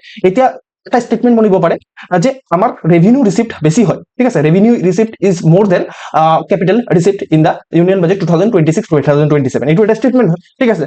আপুনি চাওক ৰেভিনিউ ৰিচিপ্ট বেছি হয় নে নহয়। অবভিয়াছলি চাওক আপুনি নিজে চাওক যে ৰেভিনিউ ৰিচিপ্ট কিমান আছে 35.3 লাখ কৰোৰৰ, আৰু কেপিটেল ৰিচিপ্ট কিমান আছে 18.1 লাখ কৰোৰৰ। বেছি কোনটো হয়, অবভিয়াছলি ৰেভিনিউ ৰিচিপ্ট। বুজি পাইছে নহয়, এনেকুৱা ধৰণৰ ষ্টেটমেণ্টটো তেতিয়াহ'লে কি হ'ব, কাৰেক্ট হ'ব। বুজি পাইছে কথাটো, এনেকুৱা ধৰণে আমি মনত ৰাখিব লাগিব, ঠিক আছে। এতিয়া চাওক টোটেল ৰিচিপ্ট মানে কি, এইটো দুটাক আমি যদি প্লাছ কৰি দিওঁ আৰু এইটো, ঠিক আছে। টোটেল ৰিচিপ্ট মানে কেপিটেল আৰু ৰেভিনিউ ৰিচিপ্টক যদি আমি প্লাছ কৰি দিওঁ তেতিয়াহ'লে টোটেল ৰিচিপ্ট আহিব। টোটেল ৰিচিপ্ট ক'ৰ পৰা আহে, মানে এইটো এটা আপোনাৰ দিয়া আছে মানে পাই চাৰ্টৰ সহায়ত, যে টোটেল ৰিচিপ্ট বৰোয়িঙৰ পৰা আহে, তাৰপিছত নন ডেপ্ট ৰিচিপ্ট আহে, তাৰপিছত টেক্স ৰিচিপ্ট আহে। কিন্তু আল্টিমেটলি এইটো কম্প্ৰিহেণ্ড কৰিব পৰা নাই, ঠিক আছে। কম্প্ৰিহেণ্ড কৰিব পৰা নাই, সেইটোৰ কাৰণে মই আপোনালোকৰ কাৰণে আনিছো ক্ৰনলজি, যিটো সোধে, ঠিক আছে। তো ক্ৰনলজিটো হৈছে এনেকুৱা ধৰণৰ যে বৰোয়িং আৰু লাইবিলিটিৰ পৰা আটাইতকৈ বেছি আমাৰ ৰিচিপ্ট হ'ব, ঠিক আছে। মানে আমি বৰোয়িং কৰিম বেছিকৈ, বৰোয়িং মানে বুজি পাই, লোন লোৱা। তাৰপিছত আপোনাৰ ইনকাম টেক্সৰ পৰা ৰিচিপ্ট হ'ব, তাৰপিছত কৰ্পৰেশ্যন টেক্স আৰু GST, ঠিক আছে। তো দিছ ইজ দ্য ক্ৰনলজি, যিটো আপোনালোকে মনত ৰাখিব লাগিব। এই ক্ৰনলজিটো সুধিব পাৰে যে আটাইতকৈ বেছি ক'ৰ পৰা ৰিচিপ্ট হ'ব, ঠিক আছে। আপোনালোকে গম পায় যে আমাৰ যিটো বৰোয়িঙৰ পৰা ৰিচিপ্ট হ'ব, তাৰপিছত আপোনাৰ তাৰপিছত ইনকাম টেক্সৰ পৰা, তাৰপিছত আপোনাৰ কৰ্পৰেশ্যন টেক্স আৰু GSTৰ পৰা। এতিয়া মই এটা কনচেপচুৱেল কুৱেশ্যন সুধিম, আপোনালোকে যদি ইমানটো মোৰ লগত ৰিলেটেড আছে বা মোৰ লগতে গৈ আছে, মোক কওক যে যিটো ৰেভিনিউ ৰিচিপ্ট আছে, ৰেভিনিউ ৰিচিপ্টত আটাইতকৈ বেছি ক'ৰ পৰা ৰিচিপ্ট হ'ব। ইয়াতে আছে আনচাৰটো। মই ক'লো ৰেভিনিউ ৰিচিপ্টত ক'ৰ পৰা আটাইতকৈ বেছি ৰিচিপ্ট হ'ব, আমাৰ এইবাৰৰ বাজেটে কৈছে। বুজি পোৱা নাই, মই ক'লো যে ৰেভিনিউ ৰিচিপ্ট, ঠিক আছে। ৰেভিনিউ ৰিচিপ্টত ক'ৰ পৰা আটাইতকৈ বেছি ৰিচিপ্ট হ'ব। আমিতো টোটেল ৰিচিপ্টৰ কথা গম পালো, টোটেল ৰিচিপ্টত ইয়াৰ পৰা আটাইতকৈ বেছি আপোনাৰ বৰোয়িঙৰ পৰা ৰিচিপ্ট হ'ব, তাৰপিছত আপোনাৰ ইনকাম টেক্সৰ পৰা ৰিচিপ্ট হ'ব, কৰ্পৰেশ্যন টেক্স, তাৰপিছত GSTৰ পৰা। এইটো টোটেল ৰিচিপ্টৰ কথা কৈছো। মই ক'লো যে এতিয়া ইয়াতে চাওক যে আপুনি ৰেভিনিউ ৰিচিপ্ট যিটো হ'ব, তো ৰেভিনিউ ৰিচিপ্টত আটাইতকৈ বেছি ক'ৰ পৰা ৰিচিপ্ট হ'ব। মন দিছে নে নাই সেইটোৰ ওপৰত মই ধ্যান দিব মানে কৈছিলো। চাওক আল্টিমেটলি মন দিব লাগিব, তেতিয়াহে হ'ব কথাটো। ৰেভিনিউ ৰিচিপ্ট মানে মই কি কৈছিলো, ঠিক আছে। Revenue part of the budget চাওক, ঠিক আছে, এইটো চাওক। তো সেইটো কাৰণেতো মই এইবোৰ বুজাই আছো আপোনালোকক। এইটো ৰেভিনিউ ৰিচিপ্ট, ঠিক আছে। ৰেভিনিউ ৰিচিপ্টত আপোনাৰ ক'ৰ পৰা আটাইতকৈ বেছি ৰিচিপ্ট হ'ব, ঠিক আছে। তো মই কি ক'লো যে বৰোয়িঙৰ পৰা আটাইতকৈ বেছি ৰিচিপ্ট হ'ব, তাৰপিছত আপোনাৰ ইনকাম টেক্স, ঠিক আছে। মানে ইনকাম টেক্সৰ পৰা আটাইতকৈ বেছি ৰিচিপ্ট হ'ব, সেইটো ক'ব লাগে ন। মই ক'লো ৰেভিনিউ ৰিচিপ্টত আটাইতকৈ বেছি ক'ৰ পৰা ৰিচিপ্ট হ'ব, ঠিক আছে। তো আপোনালোকে কি দেখি পোৱা নাই নেকি, ইয়াত ইনকাম টেক্স 2 নম্বৰত আছে।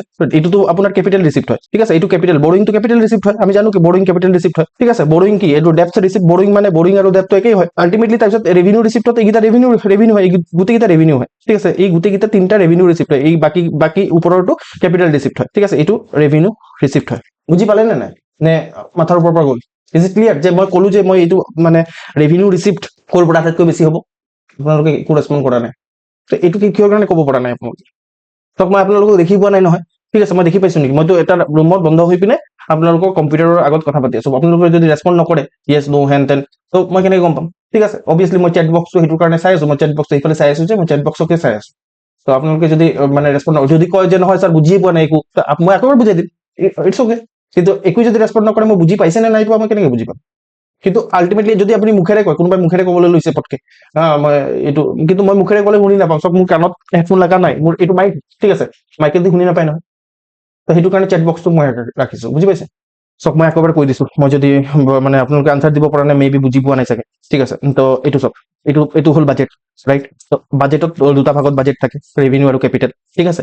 তো ৰেভিনিউৰ যিটো বাজেট হয়, ৰেভিনিউ বাজেটটো দুটা ভাগত আমি ভাগ কৰিব পাৰো, ৰিচিপ্ট আৰু এক্সপেণ্ডিচাৰ। এইটোক ৰেভিনিউ ৰিচিপ্ট বুলি ক'ব, এইটো ৰেভিনিউ এক্সপেণ্ডিচাৰ বুলি ক'ব। তো ৰেভিনিউ ৰিচিপ্টত কি ৰিচিপ্ট হ'ব পাৰে, এতিয়াতো টেক্স ৰিচিপ্ট হ'ব পাৰে, নহ'লে নন টেক্স ৰিচিপ্ট হ'ব পাৰে। তো আপোনাৰ যিটো টেক্স ৰিচিপ্টত কি ডাইৰেক্ট টেক্স আৰু ইনডাইৰেক্ট টেক্স আহে, ৰাইট। তো এইটোৱে টেক্স ৰিচিপ্ট হয়, গভৰ্ণমেণ্টৰ পইণ্ট অফ ভিউৰ পৰা ভাবিব।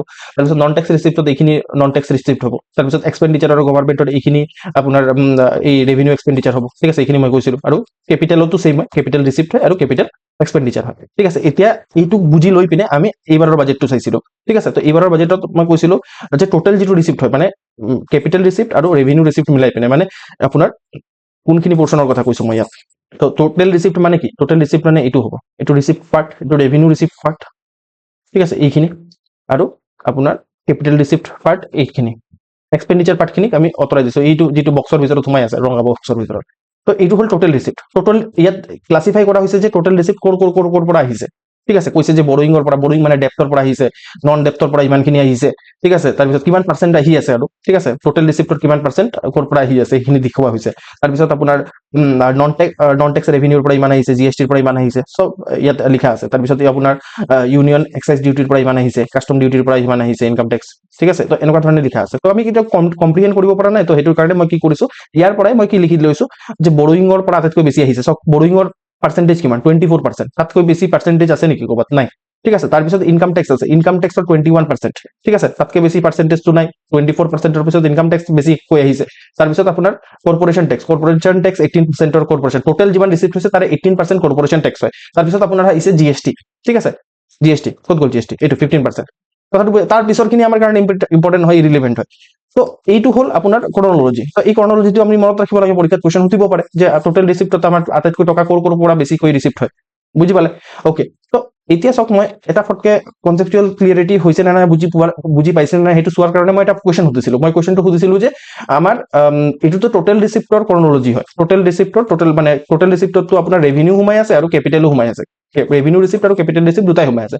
মই ক'লো যে কেৱল মাত্ৰ ৰেভিনিউ ৰিচিপ্টৰ আটাইতকৈ বেছি টকা ক'ৰ পৰা আহে, ঠিক আছে। তো ৰেভিনিউ ৰিচিপ্ট এইটোতো আমাৰ কেপিটেল ৰিচিপ্ট হয়, ঠিক আছে, এইটোতো নহয়।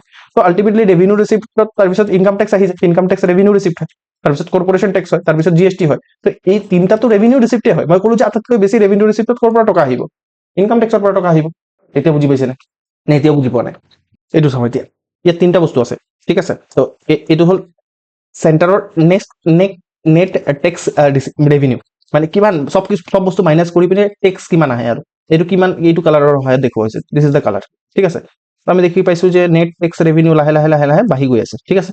আচ্ছা, এইটো বাৰটো চব ইয়াত সৰু বাৰ আছিলে, এইটো ডাঙৰ বাৰ হৈছে, তাৰপিছত লাহেকে আৰু বাৰ, ডাঙৰ হৈ আছে, ঠিক আছে। তো এইটো আমাৰ এটা ট্ৰেণ্ড অবজাৰ্ভ কৰিলো আমি, যে নেট টেক্স যিটো ৰেভিনিউ আছে, নেট টেক্স ৰেভিনিউ মানে কি, আৰু নেট টেক্স ৰেভিনিউ মানে সেই আৰু জিএছটি, তাৰপিছত আপোনাৰ ইনকাম টেক্স, কৰ্পৰেশ্যন টেক্স, তো এইখিনিৰ পৰা ধৰি লওক কিবা কিবি মাইনাছ কৰিবলগীয়া থাকে, তো সেইখিনি মাইনাছ কৰি, বা আপুনি ক'ব পাৰে কিছুমানে টেক্স দিব লাগে কিন্তু কিছুমানে টেক্স নিদিয়ে, সেইখিনি টেক্স নিদিয়াখিনি আল্টিমেটলি একদম একচুৱেলি গভৰ্ণমেণ্টৰ ওচৰত কিমান টেক্স আহিছে সেইটো। তো আমি দেখি পাইছো যে গভৰ্ণমেণ্টৰ ওচৰত টেক্স ৰেভিনিউ লাহে লাহে বাঢ়ি গৈ আছে, ঠিক আছে, দেখি পাইছে এই বাৰটো ডাঙৰ হৈ গৈ আছে, এক নম্বৰ কথা। অ'কে, দুই নম্বৰ কথা কি, নন টেক্স ৰেভিনিউ, ঠিক আছে। নন টেক্স ৰেভিনিউ কোনখিনি আছিল, ইয়াতো মই সেইটোৰ কাৰণে এই বস্তুটো দেখুৱাইছিলো। This is the non tax revenue, right? Okay, এইটো বস্তুৱে নন টেক্স ৰেভিনিউ, মানে চেলিং অফ গুডছ আৰু ছাৰ্ভিচেছ কৰি পিনে কিমান টকা পাইছে, প্ৰফিট বা ডিভিডেণ্টৰ পৰা গভৰ্ণমেণ্টে কিমান টকা পাইছে, ইণ্টাৰেষ্ট ৰিচিভ কিমান কৰিছে গভৰ্ণমেণ্টে, গ্ৰাণ্ট, এইখিনি নন টেক্স ৰেভিনিউ, ঠিক আছে। ইয়াত চাওক, নন টেক্স ৰেভিনিউ এইটো কালাৰৰ সহায়ত দেখুওৱা হৈছে। অবভিয়াছলি আমি গম পাইছো যে আচ্ছা, টেক্স ৰেভিনিউ বহুত বেছি থাকে নন টেক্স ৰেভিনিউৰ তুলনাত, ঠিক আছে। টেক্স ৰেভিনিউ আল্টিমেটলি গভৰ্ণমেণ্টে আৰ্ণ কৰে, টেক্স ৰেভিনিউৰ পৰা টেক্স লৈ পিনে গভৰ্ণমেণ্টে আৰ্ণ কৰে, ঠিক আছে।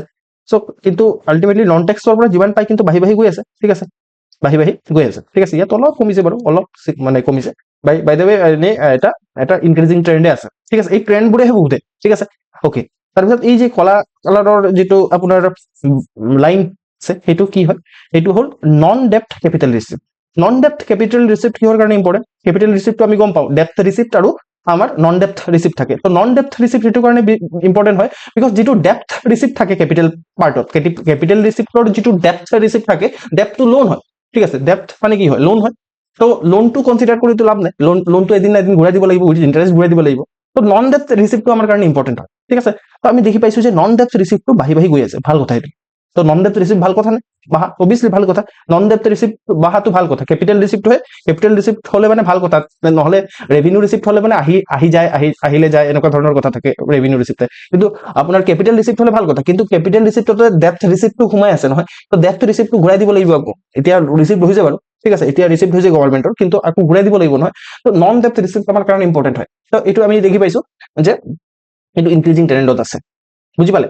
তো কোনো এটা বস্তু বুজি পোৱাৰ কাৰণে আমি ভাঙিব লাগিব বস্তুটো, ঠিক আছে। এতিয়া মই কি কৰিলো, এই গ্ৰাফটো একদম ফটকে ফাৰ্ষ্ট যিটো ইম্প্ৰেশ্যনত দেখাৰ লগে লগে এইটো কি হৈ গতে লাগিলে, ঠিক আছে। কিন্তু আমি যেতিয়া ভাঙি দিলো বস্তুটো, ঠিক আছে, তেতিয়া ইজি লাগিলে। তো তাৰ আগতো যেনেকে ফৰ এক্সাম্পল এইটো ফটকে দেখোতে কি হৈ গতে লাগিলে, ঠিক আছে, বা ইয়াকো লাগিলে কেনেকুৱা, কিন্তু ভাঙি যেতিয়া পঢ়িলো তেতিয়া আমাৰ কাৰণে ইজি হৈ যায়। তো কোনো এটা বস্তু পঢ়াৰ এটা উপায় হৈছে যে আমি বস্তুটো কি কৰিব লাগিব, টুকুৰা টুকুৰিকে ভাঙি ল'ব লাগিব।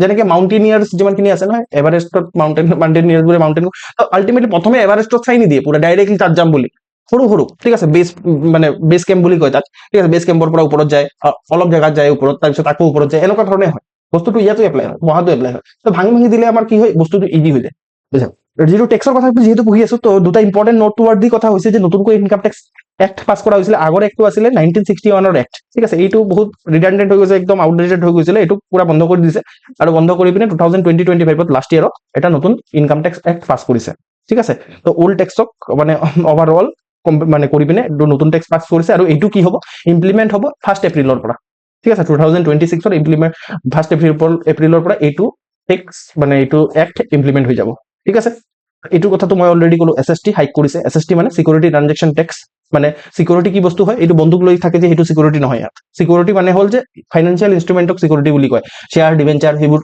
সিকিউৰিটি হয় তো ইয়াত সিকিউৰিটি যিমানখিনি আছে তো সেইখিনি ট্ৰানজেকশ্যন কৰা ঠিক আছে তো ট্ৰানজেকশ্যন কৰিলে এটা টেক্স দিব লাগে গভৰ্ণমেণ্টক এইটো ডাইৰেক্ট টেক্সে হয় ঠিক আছে এতিয়া মই অলপ সিকিউৰিটিৰ বিষয়ে ক'ব বিচাৰিম বাৰু ঠিক আছে চব সিকিউৰিটি বেলেগ বেলেগ মানে কোম্পানী বা গভৰ্ণমেণ্টৰ টকাৰ দৰকাৰ পৰে এটাতো বেংকে টকা দি দিয়ে ঠিক আছে লোন হিচাপে কিন্তু বেংকে এটা লিমিট লেখেহে টকা দিব পাৰে তাতকৈ বেছি দিব নোৱাৰে তো কি হয় গভৰ্ণমেণ্টে বা মানে যিটো কোম্পানীবোৰ আছে সেইখিনি সিকিউৰিটিজ ইছ্যু কৰে ঠিক আছে সিকিউৰিটিজ ইছ্যু কৰে সিকিউৰিটিজৰ ভিতৰত শ্বেয়াৰ বণ্ড ইছ্যু কৰে শ্বেয়াৰটো হ'ল যে আপোনাৰ শ্বেয়াৰ মানে অনাৰশ্বিপতে শ্বেয়াৰ দি দিয়ে কয় যে এইটো ধৰি লওক এইটো এটা শ্বেয়াৰ হয় এইটো আপোনাৰ 100 টকীয়া শ্বেয়াৰ হয় ঠিক আছে তো আল্টিমেটলি কোম্পানীৰ যিমান অনাৰশ্বিপ হ'ব তাৰ যদি কোম্পানীৰ 1000 টকা টোটেল কোম্পানীটোৰ দাম ঠিক আছে তো তাত 100 টকা আপোনাৰ ওনাৰশ্বিপ তো ইয়াৰ ওপৰত আল্টিমেটলি যিটো পাৰ্চেন্টেজ ওলাব সেইটো পাৰ্চেন্টেজৰ হিচাপত আপুনি প্ৰফিট হলে মানে টকাও পাব ঠিক আছে প্ৰফিটৰ পাৰ্চেন্টেজটো পাব শ্বেয়াৰ হয় এইটো ডিবেঞ্চাৰ হ'ল মানে লোন দিয়া ঠিক আছে ডিবেঞ্চাৰ ইছ্যু কৰিলে মানে লোন দিছে ডিবেঞ্চাৰ বণ্ড একেই বস্তু লোন দিয়ে ঠিক আছে আৰু আপোনাৰ গভৰ্ণমেণ্ট সিকিউৰিটিজ ইছ্যু কৰে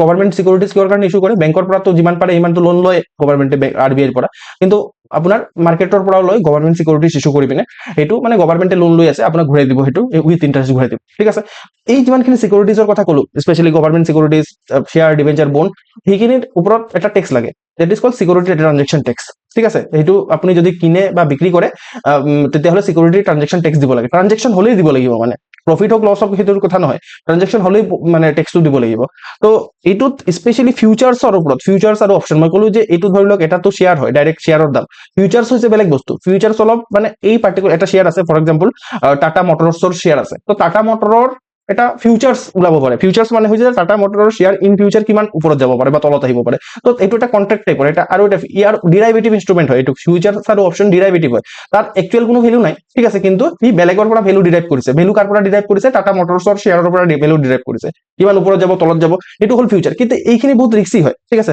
আৰু আমাৰ মানে বহুতখিনি ইনভেষ্টৰ এনেকুৱা হৈছে যে ইজি মানি বিচাৰে আৰু তো ফিউচাৰ্ছ আৰু অপশ্যনত ট্ৰেড কৰিব বিচাৰে তো সেইটোক ডিছকাৰেজ কৰাৰ কাৰণে সিকিউৰিটি ট্ৰানজেকশ্যন টেক্স হাই কৰি দিছে বুজি পালে তো এইটো হৈ গ'ল আপোনাৰ সিকিউৰিটি ট্ৰানজেকশ্যন টেক্স আৰু টেক্সৰ লগত দুটা ইম্পৰ্টেণ্ট ৰিলেটেড কথা ঠিক আছে ওকে আমি এই গোটেইখিনি এতিয়ালৈকে কি চালো গভৰ্ণমেণ্টৰ ৰিচিপ্ট চাইডটো চালো ঠিক আছে ৰিচিপ্ট কেপিটেল ৰিচিপ্ট চালো ৰেভিনিউ ৰিচিপ্ট চালো কৰ পৰা আহে ৰিচিপ্টখিনি সেইখিনি চালো তাত ক্ৰনলজিও মনত ৰাখিলো আটাইতকৈ বেছি টকা বৰোয়িঙৰ পৰা আহিব তাৰপিছত ইনকাম টেক্সৰ পৰা আহিব তাৰপিছত কৰ্পৰেশ্যন টেক্স এনেকৈ আহিব ট্ৰেণ্ডো চালো যে কেনেকুৱা ধৰণৰ নেট টেক্স ৰিচিপ্ট যিটো আছে সেইটো বাঢ়ি গৈ আছে নন টেক্স ৰিচিপ্টটো মোটামুটি বাঢ়িছে কিন্তু আমি দেখি পালো যে টেক্স ৰিচিপ্ট বেছি হয় নন টেক্স ৰিচিপ্টতকৈ তাৰ উপৰিও নন ডেপ্ট কেপিটেল ৰিচিপ্টটো মোটামুটি ইনক্ৰিজিং ট্ৰেণ্ডত আছে এই গোটেইখিনি কথা আমি এতিয়ালৈকে চালো মই ৰিভাইজো কৰি দিলো অলপ ঠিক আছে তাৰ উপৰিও আমি চালো যে নতুনকৈ টেক্স যিটো এক্ট আছে সেইটো ইমপ্লিমেণ্ট হ'ব সিকিউৰিটি ট্ৰানজেকশ্যন টেক্স হাইক কৰা হৈছে ওকে তো এইখিনি চালো এতিয়া আমি এক্সপেণ্ডিচাৰ পইণ্ট অফ ভিউৰ পৰা চাম ঠিক আছে এইটো ৰিচিপ্ট হ'ল আমি বাজেটত দুটা পাৰ্ট থাকে এটা হ'ল আপোনাৰ ৰিচিপ্ট আৰু এটা হ'ল এক্সপেণ্ডিচাৰ ঠিক আছে এতিয়া এক্সপেণ্ডিচাৰটো চাম এক্সপেণ্ডিচাৰত আপোনাৰ ৰেভিনিউ এক্সপেণ্ডিচাৰ আৰু এনেতো কেপিটেল এক্সপেণ্ডিচাৰ থাকে কিন্তু আমি এফেক্টিভ কেপিটেল এক্সপেণ্ডিচাৰটোক চাওঁ মই যদি আপোনালোকে এই ইকনমিক সাৰ্ভেৰ ক্লাছ কৰিছে তেতিয়াহ'লেও মই মানে এফেক্টিভ কেপিটেল এক্সপেণ্ডিচাৰৰ কথা কৈছিলো চব এটা কথা থাকে ইয়াত মই এইটোৰ সহায়তে বুজাব বিচাৰিম এইটো চব এতিয়া এক্সপেণ্ডিচাৰটো দুইটা আছে এটাতো হ'ল ৰেভিনিউ এক্সপেণ্ডিচাৰ এইটো হ'ল ৰেভিনিউ এক্সপেণ্ডিচাৰ এইটো পোৰ্চনটো ঠিক আছে ৰেভিনিউ এক্সপেণ্ডিচাৰত কি হয় যে এই আপোনাৰ কিবা লোন লৈছে তাৰ ওপৰত ইণ্টাৰেষ্ট দিছে তাৰপিছত গ্ৰাণ্ট দিছে তো এইটো হ'ল আপোনাৰ গ্ৰাণ্ট তাৰপিছত আপোনাৰ ছাবচিডি দিছে তাৰপিছত আপোনাৰ ডিফেন্সত খৰচা কৰিছে এইখিনি আপোনাৰ ৰেভিনিউ এক্সপেণ্ডিচাৰ আৰু এইফালে কেপিটেল এক্সপেণ্ডিচাৰৰ ফালে যদি চাওঁ আমি এই লোন কাবাক দিছে ঠিক আছে তাৰপিছত আপোনাৰ কেপিটেল গুডছ ক্ৰিয়েট কৰিছে ঠিক আছে যেনেকৈ মানে স্কুল কলেজ সেইবোৰ বনাইছে সেইখিনি আপোনাৰ হৈ যায় কেপিটেল গুডছৰ ওপৰত খৰচা কৰা মানে কেপিটেল এক্সপেণ্ডিচাৰ ঠিক আছে এতিয়া চাওক কথাটো কি যে এফেক্টিভ কেপিটেল এক্সপেণ্ডিচাৰ এইটোতো কেপিটেল এক্সপেণ্ডিচাৰ হৈ গ'ল দিছ ইজ দ্য কেপিটেল এক্সপেণ্ডিচাৰ কিন্তু এফেক্টিভ কেপিটেল এক্সপেণ্ডিচাৰ কি হয় এইটো ক্যাপিটাল এক্সপেন্ডিচাৰ প্লাস প্লাস ঠিক আছে, এইটো ক্যাপিটাল এক্সপেন্ডিচাৰ প্লাস গ্ৰান্ট যদি আমি প্লাস কৰি দিওঁ, এইটো এনেকুৱা ধৰণৰ গ্ৰান্ট য'ৰ পৰা এছেট ক্ৰিয়েট হৈছে, ঠিক আছে। তো তাক ক'ব এফেক্টিভ ক্যাপিটাল এক্সপেন্ডিচাৰ, ঠিক আছে। এনেইতো ক্যাপিটাল এক্সপেন্ডিচাৰ কাক কয়? This is the capital expenditure, right. কিন্তু এফেক্টিভ ক্যাপিটাল এক্সপেন্ডিচাৰ কাক কৰিব? আমি যদি এই ক্যাপিটাল এক্সপেন্ডিচাৰৰ লগত আমি যদি গ্ৰান্ট, যিটো গ্ৰান্টে মানে এছেট ক্ৰিয়েট কৰিছে, সেইটো আমি যদি প্লাস কৰি দিওঁ, তেতিয়াহ'লে এফেক্টিভ ক্যাপিটাল এক্সপেন্ডিচাৰ হ'ব। আৰু এফেক্টিভ ক্যাপিটাল এক্সপেন্ডিচাৰে মেইন হয়, বিকজ অফ গ্ৰান্টটো এনে আমি ৰেভিনিউ এক্সপেন্ডিচাৰত ক্লাসিফাই কৰোঁ। ৰেভিনিউ এক্সপেন্ডিচাৰত গ্ৰান্টক ক্লাসিফাই কৰা আছে, ইয়াত দেখি পাইছে ৰেভিনিউ এক্সপেন্ডিচাৰত গ্ৰান্টক ক্লাসিফাই কৰা আছে। কিন্তু এই গ্ৰান্ট যিমানখিনি দিয়ে, এতিয়া গ্ৰান্ট মানে কি? গ্ৰান্ট মানে হ'ল যে এনেকুৱা ধৰণৰ টকা দিয়া, গভৰ্ণমেণ্টে, ইউনিয়ন গভৰ্ণমেণ্টে, চেন্ট্ৰেল আপোনাৰ ইউনিয়ন গভৰ্ণমেণ্টে ষ্টেট গভৰ্ণমেণ্টক যিটো টকা দিয়ে, তো তাৰ সেই টকা পায়, কিছুমান টকা পায়, যেনেকে আমাৰ অসম গভৰ্ণমেণ্টে টকা পাইছে কিবা। এই টকাটো ধৰি লওক, এই টকাটো ইউজ কৰি পিনে কিবা স্কুল বনাইছে, টি গাৰ্ডেন মডেল স্কুল বনাইছে ফৰ এক্সাম্পল, ঠিক আছে। টি গাৰ্ডেন মডেল স্কুল বনালে মানে যিটো কেপিটেল একচুৱেলি হৈ গৈছে, কেপিটেল এছেট ক্ৰিয়েট কৰা হৈ গৈছে ন। তো আল্টিমেটলি এই গ্ৰান্টৰ টকা, কিছুমান টকা কেপিটেল মানে ক্ৰিয়েট কৰাৰ কাৰণে বা কেপিটেল গুডছ ক্ৰিয়েট কৰাৰ কাৰণে ইউজ হৈছে। তো সেইটোক আমি প্লাস কৰিব লাগে একচুৱেলি। সেইটোৰ কাৰণে আল্টিমেটলি ইয়াত প্লাস কৰা হয়, এফেক্টিভ ক্যাপিটাল এক্সপেন্ডিচাৰ নাম দিয়া হৈছে। ক্যাপিটাল এক্সপেন্ডিচাৰৰ লগত আমি যদি আমাৰ গ্ৰান্ট যদি প্লাস কৰি দিওঁ, তেতিয়াহ'লে এফেক্টিভ ক্যাপিটাল এক্সপেন্ডিচাৰ বুলি কয়। এনে এইবোৰ সব ইকনমিৰ পাৰ্ট হয়, মই এইবোৰ বুজোৱা মোৰ কাম নহয় কিন্তু, ঠিক আছে। মই জাষ্ট বাজেটটো পঢ়ি দিয়া আপোনাৰ কাম হয়। বাট দেন অলসো যদি মই বাজেট পঢ়ি দিওঁ, আপুনি যদি আপোনালোকে যদি একো বুজিয়ে নাপায়, তেতিয়াহ'লে মোৰ লাভ কি হ'ল, ৰাইট। তো সেইটো কাৰণে মই মানে এইবোৰ ক'ব বিচাৰি আছো। এতিয়া চাওক, তো এফেক্টিভ ক্যাপিটাল এক্সপেন্ডিচাৰ এইবাৰ কিমান কৰিছে, বা এইবাৰ এষ্টিমেট কিমান কৰিছে, এইবাৰ কিমান কৰিব বুলি, ঠিক আছে। আপোনাৰ 17 লাখ কৰোৰ, 17.1 লাখ কৰোৰৰ আপোনাৰ এফেক্টিভ ক্যাপিটাল এক্সপেন্ডিচাৰ কৰিব। সেইটো ভাল কথা নে বেয়া কথা? এফেক্টিভ ক্যাপিটাল এক্সপেন্ডিচাৰ বেছি কৰা ভাল কথা নে বেয়া কথা, কি কয়? কুইকলি মোক কওকচোন, ভাল কথা নে বেয়া কথা? এফেক্টিভ ক্যাপিটাল এক্সপেন্ডিচাৰ যদি বেছি হৈ আছে, তেতিয়াহ'লে ভাল কথা নে বেয়া কথা হ'ব? আৰু ৰেভিনিউ এক্সপেন্ডিচাৰ যদি চাওক, ৰেভিনিউ এক্সপেন্ডিচাৰ ইমান ইম্পৰ্টেণ্ট নহয়, বাট ৰেভিনিউ এক্সপেন্ডিচাৰ আপোনাৰ 41 লাখ কৰোৰৰ। Good, very good. So effective capital expenditure যদি ভাল হয়, ইয়েছ, এইটোৰ পৰা আপোনাৰ ক্যাপিটাল এক্সপেন্ডিচাৰ বস্তুটোৱে ভাল বস্তু হয়, বিকজ ইয়াৰ পৰাতো এছেট ক্ৰিয়েট হয়, এইটো ইন ফিউচাৰ আমাক ইনকাম আৰ্ণ কৰি দিব। কেপেক্স বুলিও কয় দেই ক্যাপিটাল এক্সপেন্ডিচাৰক, এফেক্টিভ কেপেক্স বুলিও কয়, ঠিক আছে, ইয়াত লিখা আছে। তো রেভিনিউ এক্সপেন্ডিচার আপনি ট্রেন্ড সব ট্রেন্ড ওকে। আচ্ছা, effective capital expenditure 17 lakh crore, কিন্তু রেভিনিউ এক্সপেন্ডিচার 41 লাখ করোড়, ঠিক আছে। রেভিনিউ এক্সপেন্ডিচার কিহৰ কাৰণে বেছি? বিকজ চক ইয়াত আল্টিমেটলি চক ৰেভিনিউ এক্সপেন্ডিচাৰত কি আহি যায়? ৰেভিনিউ এক্সপেন্ডিচাৰ ইয়াত আহি যায়, তো বহুত গভৰ্ণমেণ্টে লোন লয়, তাৰ ওপৰত ইণ্টাৰেষ্ট দিব লাগে, গ্ৰান্ট দিব লাগে, গভৰ্ণমেণ্টে ছাবচিডি দিব লাগে, ডিফেন্সত খৰচা কৰিব লাগে, চেলেৰি দিব লাগে, ইমান গভৰ্ণমেণ্ট এমপ্লয়ী আছে, আপোনালোকক দিব লাগিব, ঠিক আছে। অবভিয়াছলি চেন্ট্ৰেল গভৰ্ণমেণ্টৰ এমপ্লয়ী হ'লে দিব লাগিব, ষ্টেট গভৰ্ণমেণ্টে ষ্টেট বাজেটত দিয়ে, পেনশন দিব লাগে। তো এইখিনিৰ পৰা টকা খৰচা হৈ যায়, 41 লাখ কৰোৰৰ টকা খৰচা হ'ব ইয়াত, ঠিক আছে। কিন্তু এইফালে আমি যদি এফেক্টিভ ক্যাপিটাল এক্সপেন্ডিচাৰ চাওঁ, এই দুটাক মিলাই পিনে, তেতিয়াহ'লে কিমান আছিল? 17 লাখ কৰোৰ আছে, ঠিক আছে। এইবাৰ এষ্টিমেট কৰা হৈছে আৰু ভেৰি গুড, যিসকলে আনসাৰ দিছে। এতিয়া আকৌ সেম বস্তু, যেনেকে আমি টোটেল ৰিচিপ্ট চালো, এতিয়া টোটেল পেমেন্ট মানে টোটেল মানে এক্সপেন্ডিচাৰ, মানে টোটেল এক্সপেন্ডিচাৰ কোনখিনি এক্সপেন্ডিচাৰ আহি যাব? ৰেভিনিউ এক্সপেন্ডিচাৰ প্লাস ক্যাপিটাল এক্সপেন্ডিচাৰ দুটাক মিলাই পিনে ক'ৰ পৰা টকা আহিছে এইটো পাই চাৰ্টত দেখুওৱা হৈছে, ঠিক আছে। তো এইটো কম্প্ৰিহেণ্ড কৰিব পৰা নাই বুলি মই আপোনালোকৰ কাৰণে কম্প্ৰিহেণ্ড কৰি দিছো। চক আপোনাৰ ষ্টেট শ্বেয়াৰ অফ টেক্সেছৰ পৰা আটাইতকৈ বেছি টকা আহিব, বা সৰি টকা আহিব বুলি কৈছো মই, টকা যাব এইটো গো আউট, ঠিক আছে, মানে পেমেন্ট হ'ব মানে, ঠিক আছে। তো টকা যাব, ঠিক আছে। তো এইটো চাওক, ষ্টেট শ্বেয়াৰ অফ টেক্সেছত 22% আছে, আৰু 22% টকা যোৱাৰ ইমান বেছি পাৰ্চেণ্টেজ টকা যোৱা আছে নেকি? বা এইটো চাওক, এইটো ঘৰটো কিমান ডাঙৰ, ঠিক আছে। তাৰপিছত আপোনাৰ ইণ্টাৰেষ্ট পেমেন্টত যাব টকা 20%, ঠিক আছে। মানে ষ্টেটক দিব লাগিব, ষ্টেট শ্বেয়াৰ অফ টেক্সেছ মানে হৈছে চেন্ট্ৰেল গভৰ্ণমেণ্টে ষ্টেট গভৰ্ণমেণ্টবোৰক মানে শ্বেয়াৰ দিয়ে, টেক্স যিমান কালেকশ্যন হয়, তো তাৰ শ্বেয়াৰ দিয়ে ফাইনেন্স কমিশ্যনে ডিচাইড কৰা ফৰ্মুলাৰ মতে, ঠিক আছে। তো সেইটো দিব লাগিব, সেইটোতে 22% যাবগে, যিমান মানে এক্সপেন্ডিচাৰ হ'ব তাত 22% এক্সপেন্ডিচাৰটো ষ্টেটকে দিব লাগিব। তাৰপিছত আপোনাৰ ইণ্টাৰেষ্ট পেমেন্ট কৰিব লাগিব বাকী 20%।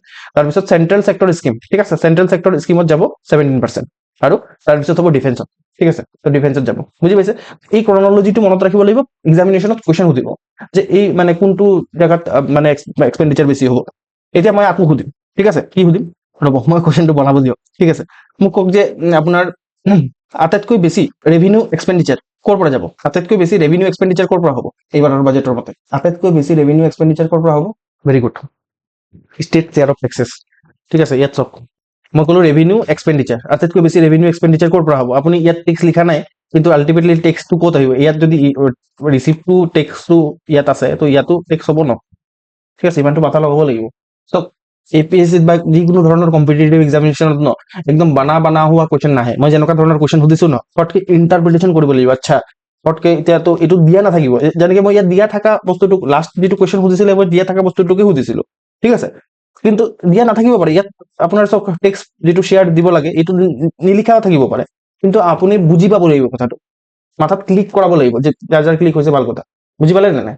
আকৌ এবাৰ বুজাব লাগিব নেকি কাৰোবাক যে কিহৰ কাৰণে ষ্টেট শ্বেয়াৰ অফ টেক্সেছ আছে? যে ষ্টেটক যে ষ্টেট বা ইউনিয়ন টেৰিটৰীবোৰক যে দিয়ে টকা, ঠিক আছে, টোটেল ট্ৰান্সফাৰ কৰে, তো সেইখিনি ট্ৰেণ্ড দিয়া আছে চব, ঠিক আছে, ইনক্ৰিজ হৈ হৈ গৈ আছে, ঠিক আছে। কিমান লাষ্ট আমি এইবাৰৰ বাজেটত মানে এষ্টিমেট কিমান কৰা হৈছে যে 26.2 লাখ কৰোৰৰ ষ্টেট শ্বেয়াৰ দিব, ঠিক আছে, মানে 26.2 লাখ কৰোৰ ষ্টেট গভৰ্ণমেণ্ট আৰু ইউটি গভৰ্ণমেণ্টক মানে ইউটিবোৰক দিব টেক্সৰ পৰা অবভিয়াছলি, ঠিক আছে। চ' এতিয়া নেক্সট হৈছে যে ক'ত আপোনাৰ এক্সপেণ্ডিচাৰ, যে টোটেল এক্সপেণ্ডিচাৰৰ কথা চালো, তো এক্সপেণ্ডিচাৰ যে হ'ব ক'ত কোনখিনি ছেক্টৰত খিনি হ'ব, ঠিক আছে, কোনখিনি ছেক্টৰত হ'ব, আটাইতকৈ বেছি ট্ৰান্সপৰ্টেশ্যন ছেক্টৰত হ'ব, এইখিনি জাষ্ট 5টামান মনত ৰাখিব আৰু ক্ৰনলজিকেলি মনত ৰাখিব, ঠিক আছে। যে প্ৰথম আপোনাৰ চব কিমান এইটো একজেক্টলি কিমান ফিগাৰত মনত ৰাখিব এইবোৰ নালাগে, ঠিক আছে, জাষ্ট আপুনি ক্ৰনলজিকেলি মনত ৰাখক যে ইমান মানে আটাইতকৈ বেছি টকা আমাৰ এক্সপেণ্ডিচাৰ মানে ট্ৰান্সপৰ্টেশ্যন ছেক্টৰত হ'ব, ছেক্টৰ ৱাইজ চাই আছো এতিয়া, ঠিক আছে। তাৰপিছত আপোনাৰ ডিফেন্স ছেক্টৰত হ'ব, তাৰপিছত ৰুৰেল ডেভেলপমেণ্টত, তাৰপিছত হোম এফেয়াৰ্ছত আৰু এগ্ৰিকালচাৰ আৰু এলাইড ছেক্টৰত, অ'কে, তাৰপিছত এডুকেশ্যনত, ইয়াৰ পৰা ক্ৰনলজি লিখা আছে ইমান দৰকাৰ নাই, ঠিক আছে, ইয়াৰ পৰা ইয়াত যাব, বাট 5টামানটো মনত ৰাখিব এটলিষ্ট, পৰীক্ষাটো দিব কুৱেশ্যন, অ'কে। এতিয়া চাওক আমি ৰেভিনিউ পাৰ্টটো চালো, ৰেভিনিউত কি কি থাকে, এটাতো হ'ল ৰেভিনিউ ৰিচিপ্ট থাকে আৰু ৰেভিনিউ আপোনাৰ এক্সপেণ্ডিচাৰ থাকে, ঠিক আছে। তো আল্টিমেটলি আপোনাৰ যিটো ৰেভিনিউ যিটো এক্সপেণ্ডিচাৰ আছে, ৰেভিনিউ এক্সপেণ্ডিচাৰৰ পৰা ৰেভিনিউ ৰিচিপ্ট মাইনাছ কৰি দিলে আহে ৰেভিনিউ ডেফিচিট, বুজি পালে? এইটো চাওক, ইয়াত চাওক, এই চাৰ্টটো বহুত ইম্পৰ্টেণ্ট। এইটো চাওক, আমি যদি চাওঁ এনেই আপোনাৰ ঘৰৰ কথা ভাবি লওক আৰু আপুনি, ঠিক আছে, তো আপোনাৰ ঘৰত আপুনি ভাবি লওক যে টোটেল আপোনাৰ ৰেভিনিউ কিমান ৰিচিপ্ট হৈছে, ৰেভিনিউ ৰিচিপ্ট মানে এক বছৰৰ ভিতৰত ৰেভিনিউ ৰিচিপ্ট কিমান হৈছে, 100 টকাৰ হৈছে, ঠিক আছে। কিন্তু আপোনাৰ ৰেভিনিউ এক্সপেণ্ডিচাৰ কিমান হৈ গৈছে, ৰেভিনিউ এক্সপেণ্ডিচাৰ আপোনাৰ 150 টকাৰ হৈ গৈছে, ঠিক আছে। তেতিয়াহ'লে ডেফিচিট কিমান হ'ব, টোটেল ৰেভিনিউ ডেফিচিট কিমান হ'ব, এক্সপেণ্ডিচাৰৰ পৰা আমি ৰিচিপ্ট মাইনাছ কৰি দিম, ঠিক আছে। তো 50 টকাৰ এটা ডেফিচিট হৈ আছে ইয়াত, ইনকাম হৈছে 100 টকা, কিন্তু এক্সপেণ্ডিচাৰ হৈ গৈছে 150 টকা, তেতিয়াহ'লে 50 টকাৰ ডেফিচিট, হয় নে নহয়? একদম চিম্পল, অ'কে। তো এইটো হ'ল ৰেভিনিউ ডেফিচিট। ফিজিকেল ডেফিচিট কি হয়, ফিজিকেল ডেফিচিটত আপোনাৰ ৰেভিনিউ ডেফিচিট আৰু যিটো আপোনাৰ কি ক'ম মানে ৰেভিনিউ আৰু কেপিটেল পৰ্চন দুটাই থাকে, ঠিক আছে, মানে টোটেল পৰ্চনটো থাকে। তো টোটেল এক্সপেণ্ডিচাৰত কি হ'ব যে ৰেভিনিউ এক্সপেণ্ডিচাৰ প্লাছ আপোনাৰ কেপিটেল এক্সপেণ্ডিচাৰ দুটাই থাকিব, ৰেভিনিউ এক্সপেণ্ডিচাৰ আৰু কেপিটেল এক্সপেণ্ডিচাৰ, আৰু ইয়াত আপোনাৰ ৰেভিনিউ ৰিচিপ্ট আৰু কেপিটেল ৰিচিপ্ট দুটাই থাকিব, ঠিক আছে। চ' এইটো আপোনাৰ মানে কি হয়, টোটেল বাজেট যিটো আছে, ঠিক আছে, টোটেল যেতিয়া গভৰ্ণমেণ্টৰ, এইটো গভৰ্ণমেণ্টৰ চব পইণ্ট অফ ভিউৰ পৰা চাই আছো আমি, চ' গভৰ্ণমেণ্টৰ টোটেল যিমান ৰিচিপ্ট হৈছে আৰু, ঠিক আছে, তো তাৰ পৰা যিমান এক্সপেণ্ডিচাৰ হৈছে, গভৰ্ণমেণ্টৰ টোটেল ৰিচিপ্ট এনে ধৰি লৈছো কিমান হৈছে, 100 লাখ কৰোৰৰ হৈছে, লাখ কৰোৰ লগাই দিলেতো হৈ গ'ল, কিন্তু আমি ৰুপিজ 100 টকা বুলি ভাবি লওঁ, তেতিয়াহ'লে ইজি হয় বুজি পোৱাৰ কাৰণে আৰু, ঠিক আছে। আৰু গভৰ্ণমেণ্টৰ এক্সপেণ্ডিচাৰ কিমান হৈছে, 150 টকাৰ হৈছে, ঠিক আছে, তেতিয়াহ'লে ডেফিচিট কিমান হৈছে, 50 টকাৰ ডেফিচিট এটা আছে, ইনকাম হৈছে 100 টকাৰ, কিন্তু এক্সপেণ্ডিচাৰ হৈ গৈছে 150 টকাৰ, তো আল্টিমেটলি ডেফিচিট কিমান হৈছে, 50 টকা, ঠিক আছে। যিমান ডেফিচিট হৈছে গভৰ্ণমেণ্টৰ 50 টকাৰ ডেফিচিট আছে, এই ডেফিচিটটোৱেতো আল্টিমেটলি গভৰ্ণমেণ্টে বৰিং কৰিব, ঠিক আছে, লোন ল'ব, নহ'লেতো ডেফিচিট হৈয়ে গৈছে, এইটো এক্সপেণ্ডিচাৰ হৈয়ে গৈছে, গভৰ্ণমেণ্টে অলৰেডি এক্সপেণ্ডিচাৰ কৰি দিলে, কাৰোবাক চেলেৰি দি দিলে, কিবা দি দিলে, ঠিক আছে, তো দিলে ক'ৰ পৰা আল্টিমেটলি, তো বৰিং কৰি পিনে দিব, যিটো ডেফিচিট থাকিব, ইনকামটো ইমান নাই, ঠিক আছে, ইনকামটো 100 টকাৰে ইনকাম আছে, কিন্তু 150 টকা খৰচা হৈ গৈছে, তো যিটো ডেফিচিট হয় সেইটোৱে বৰিং কৰে গভৰ্ণমেণ্টে, বুজি পালে?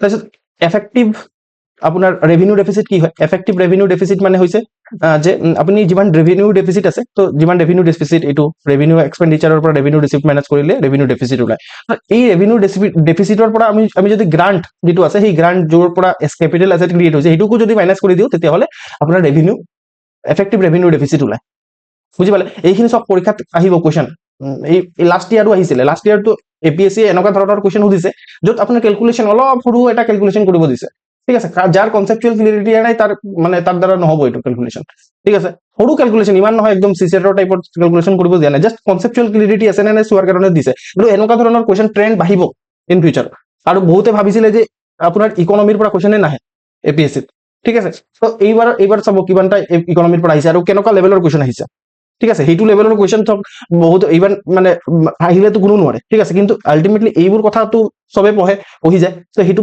আহিলে মানে পাৰিব লাগিব কিন্তু, ঠিক আছে। তো যদি বুজি পোৱা নাই মই কি কৈ আছো সেইটো আপোনালোকে সুধিব, ঠিক আছে। ৰেভিনিউ এফেক্টিভ ৰেভিনিউ ডেফিচিট মই ক'লো, ঠিক আছে। তাৰ উপৰিও প্ৰাইমেৰী ডেফিচিটৰ কথা মই সেই ইকনমিক চাৰ্ভে পঢ়োৱাৰ সময়তো মই কৈছিলো, যে প্ৰাইমেৰী ডেফিচিটত কি হয় যে ফিজিকেল ডেফিচিট যিমান আছে ফিজিকেল ডেফিচিটত এটা মানে আছে বেছিকৈ এক্সপেণ্ডিচাৰ এটা সোমাই আছে মানে ইণ্টাৰেষ্ট পেমেণ্ট ঠিক আছে এতিয়া মই কৈছিলো নহয় পুৰণা গভৰ্ণমেণ্ট এটাই ক'ৰবাত 1970s লোন লৈছিলে তাৰ ইণ্টাৰেষ্টটো এতিয়ালৈকে দি থাকিব লাগে কাৰণ গভৰ্ণমেণ্টে যেতিয়া লোন লয় 50-60 বছৰ 100 বছৰৰ কাৰণে লোন লয় তো ইণ্টাৰেষ্ট দি থাকিব লাগে তো ইণ্টাৰেষ্ট দিলে মানে ইণ্টাৰেষ্ট পেমেণ্টটো সোমাই আছে তো তাৰ ট্ৰু পিকচাৰ নাথাকে মানে নেদেখায় তো আপুনি যদি এই ফিজিকেল ডেফিচিটৰ পৰা ইণ্টাৰেষ্ট পেমেণ্ট মাইনাছ কৰি দিওঁ তেতিয়াহ'লে প্ৰাইমেৰী ডেফিচিট ওলায় তো এই গোটেই কথাখিনি কিহৰ কাৰণে পঢ়িলো বিকজ অফ এইটো গ্ৰাফ বুজি পোৱাৰ কাৰণে ঠিক আছে এতিয়া চাওক ইয়াত যিটো ফিজিকেল ডেফিচিট আছে এইবাৰৰ ফিজিকেল ডেফিচিট ঠিক আছে আমাৰ পাৰ্চেণ্টেজ অফ জিডিপি কৈছে যে আমাৰ টোটেল জিডিপি হ'ব যিমান ঠিক আছে ধৰি লওক 100 টকাৰ যদি আমাৰ জিডিপি হয় তেতিয়াহ'লে আমাৰ কি হ'ব 4.3 টকা আমাৰ কি হ'ব মানে ডেফিচিট হ'ব ফিজিকেল ডেফিচিট হ'ব ঠিক আছে সো ফিজিকেল ডেফিচিটক কমাই ৰাখিব লাগে এফআৰবিএম এক্টে সেইটোৱে কয় ঠিক আছে ফিজিকেল ৰেসপন্সিবিলিটি আৰু বাজেট মেনেজমেন্ট এক্টে এইটো কথা কয় যে ফিজিকেল ডেফিচিটৰ যিমান পাৰে কমাব লাগিব ঠিক আছে সো এইটো আমাৰ এইটো কথা মনত থাকিব বহুত ইম্পৰ্টেন্ট হয় এইটো ঠিক আছে ফিজিকেল ডেফিচিট এইবাৰৰ বাজেটে কিমান এস্টিমেট কৰিছে যে 4.3 মানে পাৰ্চেন্ট অফ দা জিডিপি ঠিক আছে তাৰপিছত ৰেভিনিউ ডেফিচিট এই মাত্ৰ অলপ আগতে ৰেভিনিউ ডেফিচিটৰ কথা চালো বাস ইমানটো এইটো মনত ৰাখিলে সাফিসিয়েন্ট হ'ব ৰেভিনিউ ডেফিচিট এনে চাওক আৰু ৰেভিনিউ ডেফিচিট কিমান হয় ঠিক আছে ৰেভিনিউ ডেফিচিট আপোনাৰ 1.5% অফ দা জিডিপি ঠিক আছে primary deficit 0.7% of the GDP ঠিক আছে আৰু effective revenue deficit 0.3% of the GDP আৰু বাকিখিনি চোৱাৰ দৰকাৰ নাই মানে আপুনি এইবাৰৰ এস্টিমেটটো চাওক আদাৰ ইম্পৰ্টেন্ট কথা যিটো মনত ৰাখিব লাগে ঠিক আছে নন ডেথ ৰিচিপ্ট একচুয়ালি কিমান হৈছে ঠিক আছে 36.5 lakh crore net tax receipt এইটো আমি নন ডেথ ৰিচিপ্ট চাইছিলো এই যেটো গ্ৰাফ আছে মই দেখাম নন ডেথ ৰিচিপ্ট এইটো নন ডেথ তাকো capital receipt total non debt ৰিচিপ্টৰ কথা কৈছে যে নন ডেথ ৰিচিপ্ট কিমান আছে সেইটো সব নন ডেথ ৰিচিপ্ট আপোনাৰ 36.5 লাখ কৰোৰ আছে নেট টেক্স ৰিচিপ্ট কিমান আছে 28.7 লাখ কৰোৰ এইখিনি মনত ৰাখিব লাগিব এইখিনি সব মই তিনটা পইণ্টে লিখিছো বেছি পইণ্ট লিখা নাই এনেতো বাজেট পঢ়িলে মানে বহুত অকল ফিগাৰে আছে কিন্তু কিছুমান ফিগাৰ আমাৰ কাৰণে বেছি ইম্পৰ্টেন্ট হয় সেইখিনিয়ে মই লৈ আনিছো ঠিক আছে তাৰপিছত ডেপ্ট টু জিডিপি ৰেশিও ঠিক আছে মানে কিমান ডেপ্ট লৈছে কিমান গভৰ্ণমেণ্টে লোন লৈছে সেইটো আপোনাৰ স্লাইটলি আমাৰ অলপ কমিছে ডেপ্ট ঠিক আছে আগতে কিমান আছিল 56% আছিল অফ দা জিডিপি এতিয়া আপোনাৰ 55% অফ দা জিডিপি হয় ঠিক আছে এইটো এস্টিমেট কৰিছে যে 55.6% থাকিব আপোনাৰ 2026-2027 এইখিনি এস্টিমেট কেনেকৈ কৰে এইখিনি এস্টিমেট সব আপোনাৰ এই আপোনাৰ কি কয় যিমানখিনি ডাটা পায় ঠিক আছে গভৰ্ণমেণ্টে বেলেগ ধৰণে এতিয়া যেতিয়া জিএসটি দিয়ে যোনে জিএসটি দিয়ে তো জিএসটিৰ এটা পোৰ্টেল আছে এই জিএসটি পোৰ্টেলত আলটিমেটলি গোটেই মানে কিমান টোটেল জিএসটি আহিলে সেইটো গম পাই যায় ইনকাম টেক্সৰ বেলেগকে পোৰ্টেল আছে ইনকাম টেক্সৰ পোৰ্টেলৰ পৰা গম পাই যে ইনকাম টেক্স কিমান আহিলে তো সেনেকুৱা ধৰণে বেলেগ কৰ্পোৰেট টেক্সৰ কাৰণে গভৰ্ণমেণ্টৰ পুৰা সিস্টেম আছে সেই সিস্টেমৰ পৰা গোটেইখিনি টেক্স মানে গোটেই কথাখিনি কালেক্ট কৰে ঠিক আছে গোটেই ডাটাখিনি কালেক্ট কৰি পিনে এস্টিমেটখিনি কৰে ঠিক আছে এটা কথা আপোনাৰ মাথাত আহিব পাৰে যে স্যাৰ এই এস্টিমেটটো কৰে যে এইটো এস্টিমেটটো তো আপোনাৰ ফিউচাৰৰ এস্টিমেট হয় ঠিক আছে কেনেকৈ কৰে সেইটোত আপোনাৰ প্ৰজেকশনছ লগায় এইটো ষ্টেটিষ্টিক্সৰ ডিপাৰ্টমেণ্টে কৰে বুজি পাইছে সো প্ৰজেকশন লগায় যে আমাৰ ইমান হ'বলগীয়া আছে ইনকাম ইমান এক্সপেণ্ডিচাৰ হ'বলগীয়া আছে এনেকৈ প্ৰজেকশন কৰে মানে বুজি পাইছে কিন্তু এক্সাক্টলি কেনেকৈ কৰে আমাৰ জনাৰ দৰকাৰ প্লিজ সলভ দিছ কুৱেশ্যন এইটো কুৱেশ্যন সলভ কৰক এইটোতো মই ক'লো ডাইৰেক্ট কুৱেশ্যন হয় এইটো কুইকলি আনসাৰ দিব লাগে আপোনালোকে if you deduct grant for creation of capital asset from the revenue deficit পৰা আমি যদি এটো মাইনাস কৰি দিও grant for capital মানে creation of the capital asset তেতিয়াহলে কি ওলাব effective revenue deficit right এটো মই ক'লো নহয় ইয়াত এটো effective revenue deficitৰ পৰা grant for capital asset minus কৰি দিলে effective revenue deficit ওলাই ইয়াত এক্সপ্লেনেশন দিয়া আছে মই এক্সপ্লেনেশন খিনি পঢ়া নাই আপোনালোকে নিজে পঢ়িব ঠিক আছে এইখিনি এটো পিডিএফ টো ক'ত পাব পিডিএফ টো আপোনাৰ আমাৰ টেলিগ্ৰাম চেনেলত পাব নহলে আমাৰ হোৱাটসঅ্যাপ গ্ৰুপতো পাব ঠিক আছে এটো কোনোবা যদি গ্ৰুপ জয়েন কৰা নাই তেতিয়াহলে আপোনাক যোনে মানে এই লিংকটো দিছে তাক ক'ব তেওঁ দি দিব ঠিক আছে আচ্ছা ইউনিয়ন বাজেটত আমাৰ গ্ৰোথ আৰু ডেভেলপমেন্টৰ কাৰণে পিলাৰ কোনখিনি পিলাৰৰ কথা কৈছে যে এক নম্বৰ পিলাৰ হৈছে যে ইকোনমিক গ্ৰোথ সাস্টেইনিং হৈ থাকিব লাগে এক নম্বৰ পিলাৰ ঠিক আছে sustaining economic growth okay economic growth যেটো হৈ আছে আমাৰ এইটো সাস্টেইন হৈ থাকিব লাগে এতিয়া আপোনালোকে যিসকলে ইকোনমিক সাৰ্ভেৰ ক্লাছটো এটেন্ড কৰিছে তো তেওঁলোকে মোক ক'ব লাগে যে আমাৰ গ্ৰোথ ৰেট কিমান ঠিক আছে আমাৰ গ্ৰোথ ৰেট কিমান জিডিপি গ্ৰোথ ৰেট কিমান তো যেটো জিডিপি গ্ৰোথ ৰেট আছে এই গ্ৰোথ ৰেটটো সাস্টেইন হৈ থাকিব লাগে ঠিক আছে এক নম্বৰ কথা সাস্টেইন মানে আৰু এইটো মানে সেম ইয়াৰ বাই ইয়াৰ আমি সেম গ্ৰোথ ৰেট এচিভ কৰি থাকিব লাগে বা তাতকৈ বেছি হ'ব লাগে তাৰ উপৰিও যেটো গ্ৰোথৰ কাৰণে ৰেসপন্সিবল ফাউন্ডেশনছ আছে তো সেইখিনি ষ্ট্ৰেংথেন কৰিব লাগে গ্ৰোথৰ কাৰণে ৰেসপন্সিবল ফাউন্ডেশন কি হ'ব পাৰে অবভিয়াছলি আমাৰ লেবাৰ, ঠিক আছে, তাৰপিছত আমাৰ কেপিটেল মাৰ্কেট, অ'কে, তাৰপিছত আমাৰ মানে সেই অৰ্গেনাইজেশ্যন, ঠিক আছে, বেলেগ বেলেগ ধৰণৰ ইনষ্টিটিউশ্যন, সেইখিনি ফাউণ্ডেশ্যন হয় গ্ৰ'থত, অ'কে। তো এইখিনি আমাৰ ষ্ট্ৰেংথেনিং হৈ থাকিব লাগে। তাৰপিছত আপোনাৰ কৈছে থাৰ্ড পিলাৰ কি, এইটো 2 নম্বৰ পিলাৰ। থাৰ্ড পিলাৰ হৈছে ডেভেলপমেণ্ট যিটো হ'ব সেইটো পিপুল চেণ্ট্ৰিক হ'ব লাগে, ঠিক আছে, ডেভেলপমেণ্ট পিপুল চেণ্ট্ৰিক সদায় হ'ব লাগে, অ'কে, যেনেকৈ জবলেছ গ্ৰ'থ হ'ব নালাগে, তেনেকুৱা ধৰণৰ কথা। নেক্সট হ'ল আপোনাৰ যিটো গভাৰ্নেন্স আছে, গভাৰ্নেন্সটো ট্ৰাষ্ট বেছড হ'ব লাগে, ট্ৰাষ্ট বেছড গভাৰ্নেন্স, অ'কে। এতিয়া কিন্তু গভাৰ্নেন্সৰ ওপৰত ট্ৰাষ্ট নাই, যেনেকৈ পুলিচিং, ঠিক আছে, পুলিচৰ ওপৰত ট্ৰাষ্ট নাই। এতিয়া বহুতে এনেকুৱা ধৰণে কয় যে কোৰ্ট আৰু পুলিচ ষ্টেচন দুটাত কেতিয়াও যাব নালাগে, সেনেকুৱা ধৰণৰ কথা। সেইটোতো ট্ৰাষ্ট বেছড গভাৰ্নেন্সৰ কমি মানে, ঠিক আছে। তো ট্ৰাষ্ট বেছড গভাৰ্নেন্স হ'ব লাগে, সেইটো আনিব লাগে মানে। তাৰপিছত আপোনাৰ ইজ অফ ডুইং বিজনেছ, মানে বিজনেছ কৰাৰ কাৰণে ইজ হ'ব লাগে, আৰু ইজ অফ লিভিং, ঠিক আছে, ইজ অফ লিভিঙতো ফ'কাছ কৰিব লাগে, মানে ভাল এয়াৰ, তাৰপিছত ৱাটাৰ, সেইবোৰ পাব লাগে, ঠিক আছে, অ'কে। এইটো ফিফ্থ পিলাৰ। আৰু ছিক্সথ পিলাৰত ফিজিকেল মেটাৰ্ছ, ফিজিকেল মেটাৰ্ছত ধৰি লওক মই অলপ আগতে ফিজিকেল ডেফিচিটৰ কথা ক'লো, তো ফিজিকেল ডেফিচিট যিমান কম থাকিব ইমানে ভাল, আমাৰ যিমান ইনকাম হ'ব সিমানটো এক্সপেণ্ডিচাৰ কৰিলে ভাল কথা হ'ব ন। তো ডেট ইজ ফিজিকেল মেটাৰ্ছ। ইমানটোলৈকে সকলোতে ক্লিয়াৰ হৈ আছে, কিবা ডাউট আছে যদি মোক সোধক জলদি, অ'কে। চ' এতিয়া ইউনিয়ন বাজেটৰ গভৰ্ণমেণ্ট মানে এইটোৰ ভিতৰত কি লিখা আছে এইখিনি চাম এতিয়া। চ' 1 নম্বৰ কথা কৈছে যে ইউনিয়ন বাজেট যিটো 2026 আছে সেইটো ইউবা শক্তি ড্ৰিভেন বাজেট হয়, ঠিক আছে। এইটো বাজেটৰ দ্বাৰা ইউথখিনিক পাৱাৰ প্ৰভাইড কৰা হ'ব, ঠিক আছে। আৰু সেইটোৰ কাৰণে গভৰ্ণমেণ্টে কিছুমান মানে প্ৰমিছ বা সংকল্প লৈছে, ঠিক আছে। তো সেই সংকল্প কিহৰ কাৰণে হয়? 2 নম্বৰ কথা হৈছে যে 4 আণ্ডাৰ প্ৰিভিলেজড আৰু ডিছএডভান্টেজ ছেকশ্যনক সহায় কৰিব এই বাজেটৰ সহায়ত, ঠিক আছে। সেইখিনি কোৱা কথা গভৰ্ণমেণ্টৰ, জাষ্ট এই ৱৰ্ডখিনি মনত ৰাখিব, এই ৱৰ্ডখিনি পৰীক্ষাত আহি যাব পাৰে, প্ৰিলিমছ বা মেইনছত, ঠিক আছে। মেইনছতো আপোনালোকে নিজে লিখিব লাগিব, প্ৰিলিমছত আহিব পাৰে, ঠিক আছে। চব কৰ্তব্য ভৱন কি হয়? কৰ্তব্য ভৱন সেইটো আৰু চেণ্ট্ৰেল ছেক্ৰেটেৰিয়েট, অ'কে, য'ত আপোনাৰ এতিয়া যেনেকৈ আমাৰ ইয়াত কি আছে, জনতা ভৱন আছে, ঠিক আছে। তো যিটো ইউনিয়ন গভৰ্ণমেণ্টৰ ছেক্ৰেটেৰিয়েট যিটো আছে, তো যোনে দিল্লীত গৈছে গম পায়, ঠিক আছে। তো চেণ্ট্ৰেল ছেক্ৰেটেৰিয়েট, তো তাত সেইটো কৰ্তব্য ভৱন বুলি নাম দিছে। তো তাৰ কৰ্তব্য ভৱন নতুনকৈ বনাইছে, সেইটো ফাৰ্ষ্ট বাজেট হয় বুলি কৈছে, আৰু 3টা কৰ্তব্য আছে বুলি কৈছে এইটো বাজেটৰ, ঠিক আছে। গভৰ্ণমেণ্টৰ 3টা কৰ্তব্য আছে। ফাৰ্ষ্ট কৰ্তব্য কি হয় যে আমাৰ সেই আৰু ইকনমিক গ্ৰ'থক এচিলাৰেটেড কৰা, ঠিক আছে, ইকনমিক গ্ৰ'থক বহুৱা যিমান পৰা যায় আৰু ছাষ্টেইন কৰি ৰাখা, ঠিক আছে। এতিয়া 7.4% গ্ৰ'থৰ কথা কৈছে। যদি কোনোবাই ইকনমিক ছাৰ্ভেৰ চোৱা নাই তেতিয়াহ'লে ইকনমিক ছাৰ্ভে চাই ল'ব লাগে, কাৰণ পৰীক্ষাৰ কাৰণে 2টা ইম্পৰ্টেণ্ট ডকুমেণ্ট হৈছে ইকনমিক ছাৰ্ভে আৰু বাজেট, ঠিক আছে। আকৌ অসম গভৰ্ণমেণ্টৰো ছেইম, ইকনমিক ছাৰ্ভে আৰু অসম গভৰ্ণমেণ্টৰ বাজেট, ঠিক আছে। নেক্সট আমি অসম গভৰ্ণমেণ্টৰ বাজেটৰ ওপৰত ডিছকাশ্যন কৰিম, যেতিয়া আহিব, আৰু এতিয়ালৈকে অহা নাই, 16 তাৰিখে অহাৰ সম্ভাৱনা আছে বেছিকৈ। চ' এইটো কিন্তু এইবাৰ ইণ্ট্ৰিম বাজেট হ'ব, ঠিক আছে। অসম গভৰ্ণমেণ্টৰ ইণ্ট্ৰিম বাজেট কি হয় আমি পিছত চাম বাৰু। বাট কথা হৈছে যে এই 7.4% মই ক'ৰ পৰা পালোঁ, এইটো ইকনমিক ছাৰ্ভেত লিখা আছে, ঠিক আছে। তো ইকনমিক ছাৰ্ভে কৈছে যে 7.4% growth rate, GDP growth rate হ'ব ইণ্ডিয়াৰ, ঠিক আছে। আৰু এইটো হয় একচুৱেলি, আৰু হ'ব এনেকুৱা ধৰণৰ ৰেটতে গ্ৰ' কৰি থাকিব। তো এইটোক এচিলাৰেট কৰা, বঢ়াই দিয়া, ঠিক আছে, বা এইটো গ্ৰ'থৰ ৰেটে ছাষ্টেইন কৰি ৰাখা। সেইটোৰ কাৰণে কি কৰিব লাগিব? প্ৰডাক্টিভিটি যিটো আছে আমাৰ এনহেঞ্চ কৰিব লাগিব, ঠিক আছে। জিডিপি মানে নাথিং বাট প্ৰডাক্টিভিটি। তো প্ৰডাক্টিভিটিক এনহেঞ্চ কৰিব লাগিব, কম্পিটিটিভনেছ যিটো আছে সেইটো বঢ়াব লাগিব। আমি বাকীবোৰ দেশৰ তুলনাত আমি কম্পিটিটিভ হ'ব লাগিব, স্পেচিয়েলি চাইনা, ঠিক আছে। তাৰপিছত আপোনাৰ যিটো গ্ল'বেল ডাইনামিক্স আছে এইটো ভলেটাইল হৈ আছে, ঠিক আছে। কেতিয়া কি হয় ঠিক নাই, ক'ত কি ৱাৰ হৈ যায় গম পোৱা নাযায়। তো তাৰ প্ৰতি আমাৰ ৰিজিলিয়েঞ্চ থাকিব লাগে, মানে গ্ল'বেল ডাইনামিক্স যিয়ে থাকক, ট্ৰাম্পে কি কৰি দিয়ে ঠিক নাই, ঠিক আছে। তো আমি ৰিজিলিয়েণ্ট হ'ব লাগে মানে, অ'কে। যেনেকৈ আমি ডলাৰৰ ওপৰত বেছি নিৰ্ভৰশীল হ'ব নালাগে, ঠিক আছে। আমি নিজৰ মানে পিছতে ট্ৰেড কৰাৰ কাৰণে কৰিব লাগে কাম, অ'কে। আৰু নিজৰ এনাৰ্জি চিকিউৰিটিৰ ওপৰত ফ'কাছ কৰিব লাগে, মানে ছেল্ফ ৰিলায়েণ্ট, আত্মনিৰ্ভৰ হ'ব লাগে। তেতিয়া ৰিজিলিয়েণ্ট হ'ম, গ্ল'বেল ইকনমিত যি হোৱাৰ আছে হৈ থাকিব, কিন্তু আমি ৰিজিলিয়েণ্ট হয়, আমাৰ ওপৰত ফাৰাক পৰা নাই, মানে সেইটো ফাৰ্ষ্ট কৰ্তব্য হয়, ঠিক আছে। আজি আমি ফাৰ্ষ্ট কৰ্তব্যখিনিকে চাম, ঠিক আছে। ছেকেণ্ড কৰ্তব্য আমি নেক্সট ক্লাছত চাম, থাৰ্ড কৰ্তব্য নেক্সট ক্লাছত চাম, কাৰণ ফাৰ্ষ্ট কৰ্তব্যতে বহুতখিনি বস্তু সোমাই থাকিব, মানে ফাৰ্ষ্ট পিলাৰ বুলি ক'ব পাৰে, ঠিক আছে। এইখিনিৰ ওপৰত কাম কৰা হ'ব, এইখিনিৰ কাৰণে গভৰ্ণমেণ্টে বেলেগ বেলেগ ধৰণৰ মানে স্কিমছ লঞ্চ কৰিছে, ষ্ট্ৰাকচাৰ মেনাৰত আমি চাম। ছেকেণ্ড কৰ্তব্য কি হয় এনে চাই লৈছোঁ, যে মানে এই পিপুলৰ যিটো এছপাইৰেশ্যন আছে সেইখিনিক ফুলফিল কৰা, ঠিক আছে।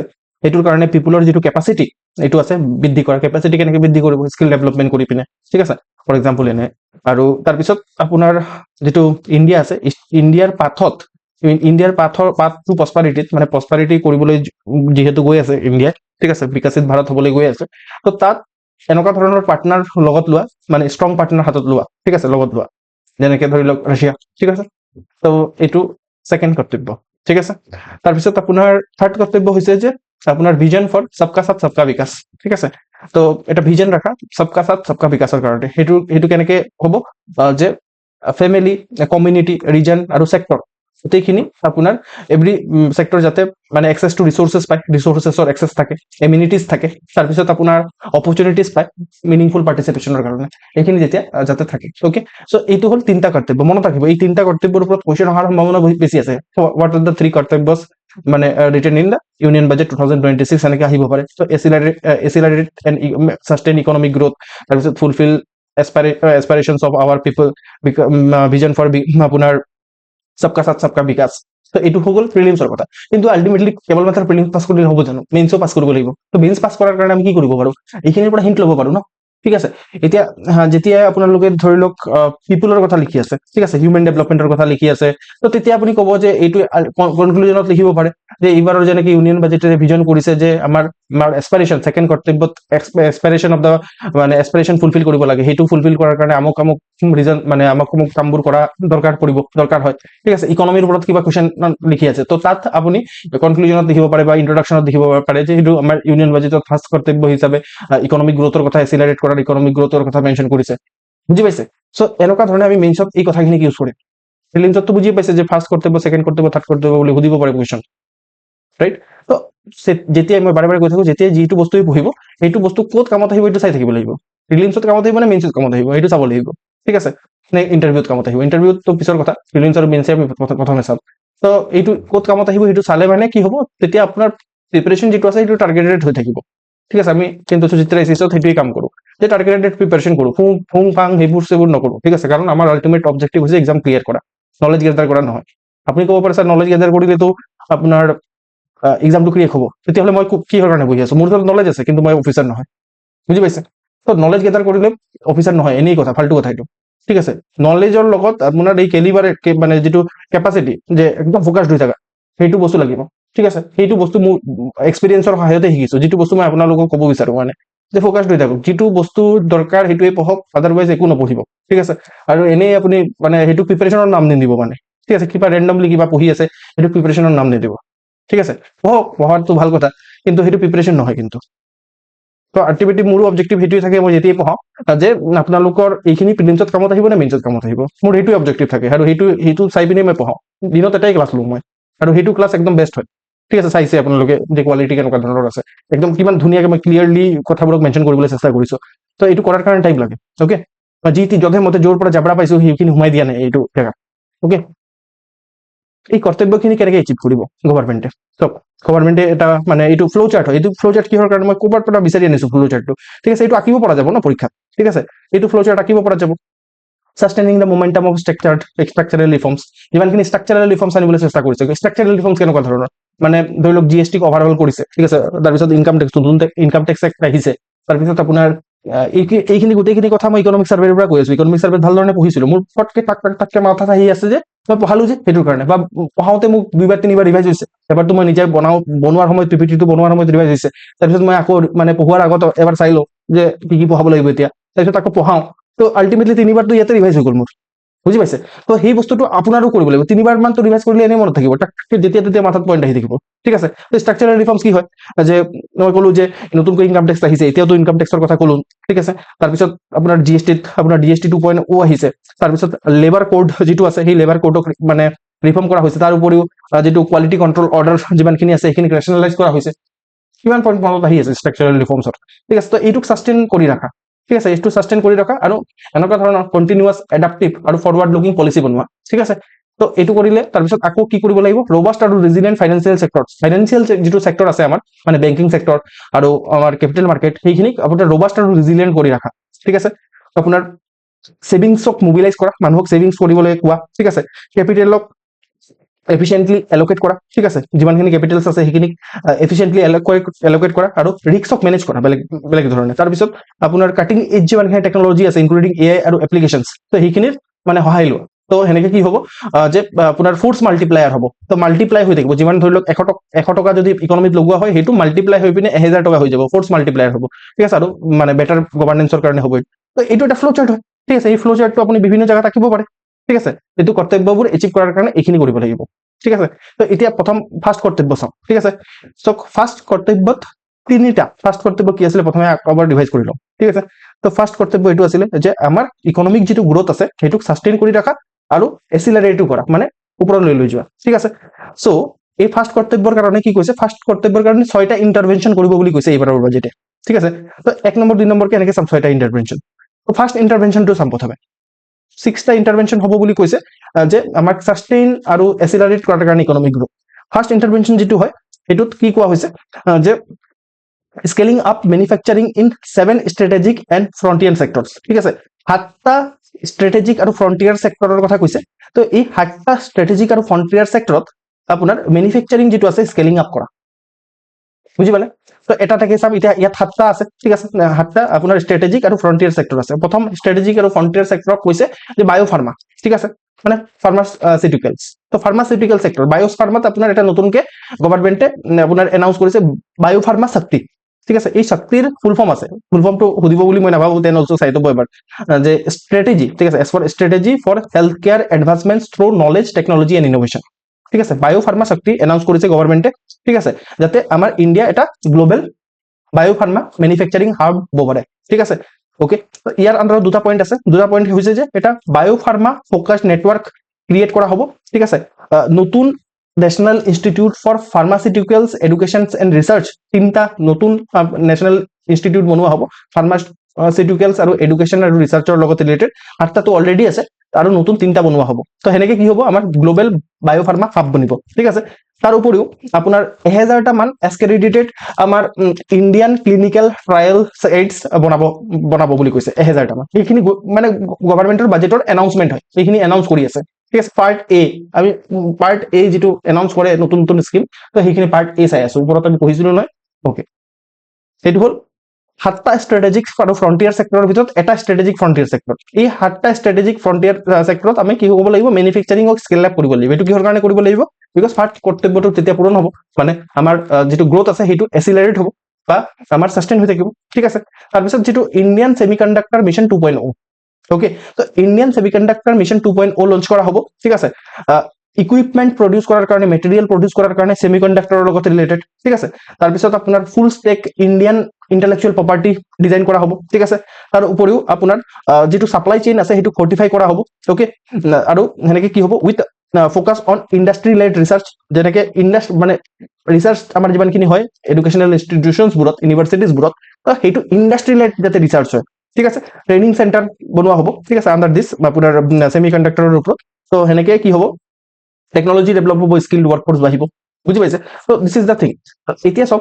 আলটিমেটলি আকৌ মই এক্সামিনেশনৰ পইণ্ট অফ ভিউৰ পৰা কথা পাতো তো এতিয়া আমি যদি সেক্টৰ চাও তেতিয়া হলে এটা হল ফাৰ্মাসিউটিক্যালস যেটো সেক্টৰ আছে ইয়াৰ ওপৰত মেইনছত কোৱেশ্চন আহিব পাৰে ৰাইট বিকজ বায়োফাৰ্মা যেটো আছে হেতুৰ ওপৰত এটা গভৰ্নমেন্টে হুকিয়াকৈ স্কিম লঞ্চ কৰিব বুলি কৈছে বায়োফাৰ্মা শক্তি ফিলিমছত আমাৰ কি হ'ব বায়োফাৰ্মা শক্তি কি হয় ইয়াৰ ওপৰত এটা হুকিয়াকৈ কোৱেশ্চন বনিব পাৰে ঠিক আছে আৰু সব ইকোনমিক সাৰ্ভে আৰু বাজেট এইখিনিৰ পৰাই কোৱেশ্চন বনে ঠিক আছে মোক বহুতে সুধে যে বাৰে বাৰে সুধে যে স্যাৰ কোৱেশ্চন মানে কমন দিও মই কৰ পৰা কমন দিম কক তো আলটিমেটলি আপুনি নিজে এক্সামিনাৰ হৈ পিনে ভাবক তো এক্সামিনাৰ হলে মানে আপুনি তো বাজেটটো চাবই ন ঠিক আছে তো বায়োফাৰ্মাৰ ওপৰত আহিব পাৰে বায়োফাৰ্মা শক্তিৰ ওপৰত আহিব পাৰে কোৱেশ্চন প্ৰিলিমছত মেইনছত ফাৰ্মাসিউটিক্যালস সেক্টৰৰ ওপৰত কোৱেশ্চন আহিব পাৰে ঠিক আছে সেমিকন্ডাক্টৰ সেক্টৰৰ ওপৰত আহিব পাৰে কোৱেশ্চন ঠিক আছে সেমিকন্ডাক্টৰ এই মিশনটোৰ ওপৰতে কোৱেশ্চন আহিব পাৰে জাস্ট ইয়াত কোৱা হৈছে সব বাজেটত আলটিমেটলি কোৱা হৈছে এইটো লঞ্চ কৰা হ'ব এইটো কেইদিনমান পিছত 2 মাহ পিছত 3 মাহ পিছত এইটো মিশন লঞ্চ কৰিব লঞ্চ কৰিলে মানে ইয়াৰ ডিটেইলছ ইয়াৰ ফিচাৰ্স এইখিনি আহিব ঠিক আছে তো এই ফিচাৰ্সখিনি তেতিয়া পঢ়িম যেতিয়া আহিব আৰু এতিয়া কৈছে জাস্ট এনেকুৱা ধৰণৰ বস্তু এটা লঞ্চ কৰা হ'ব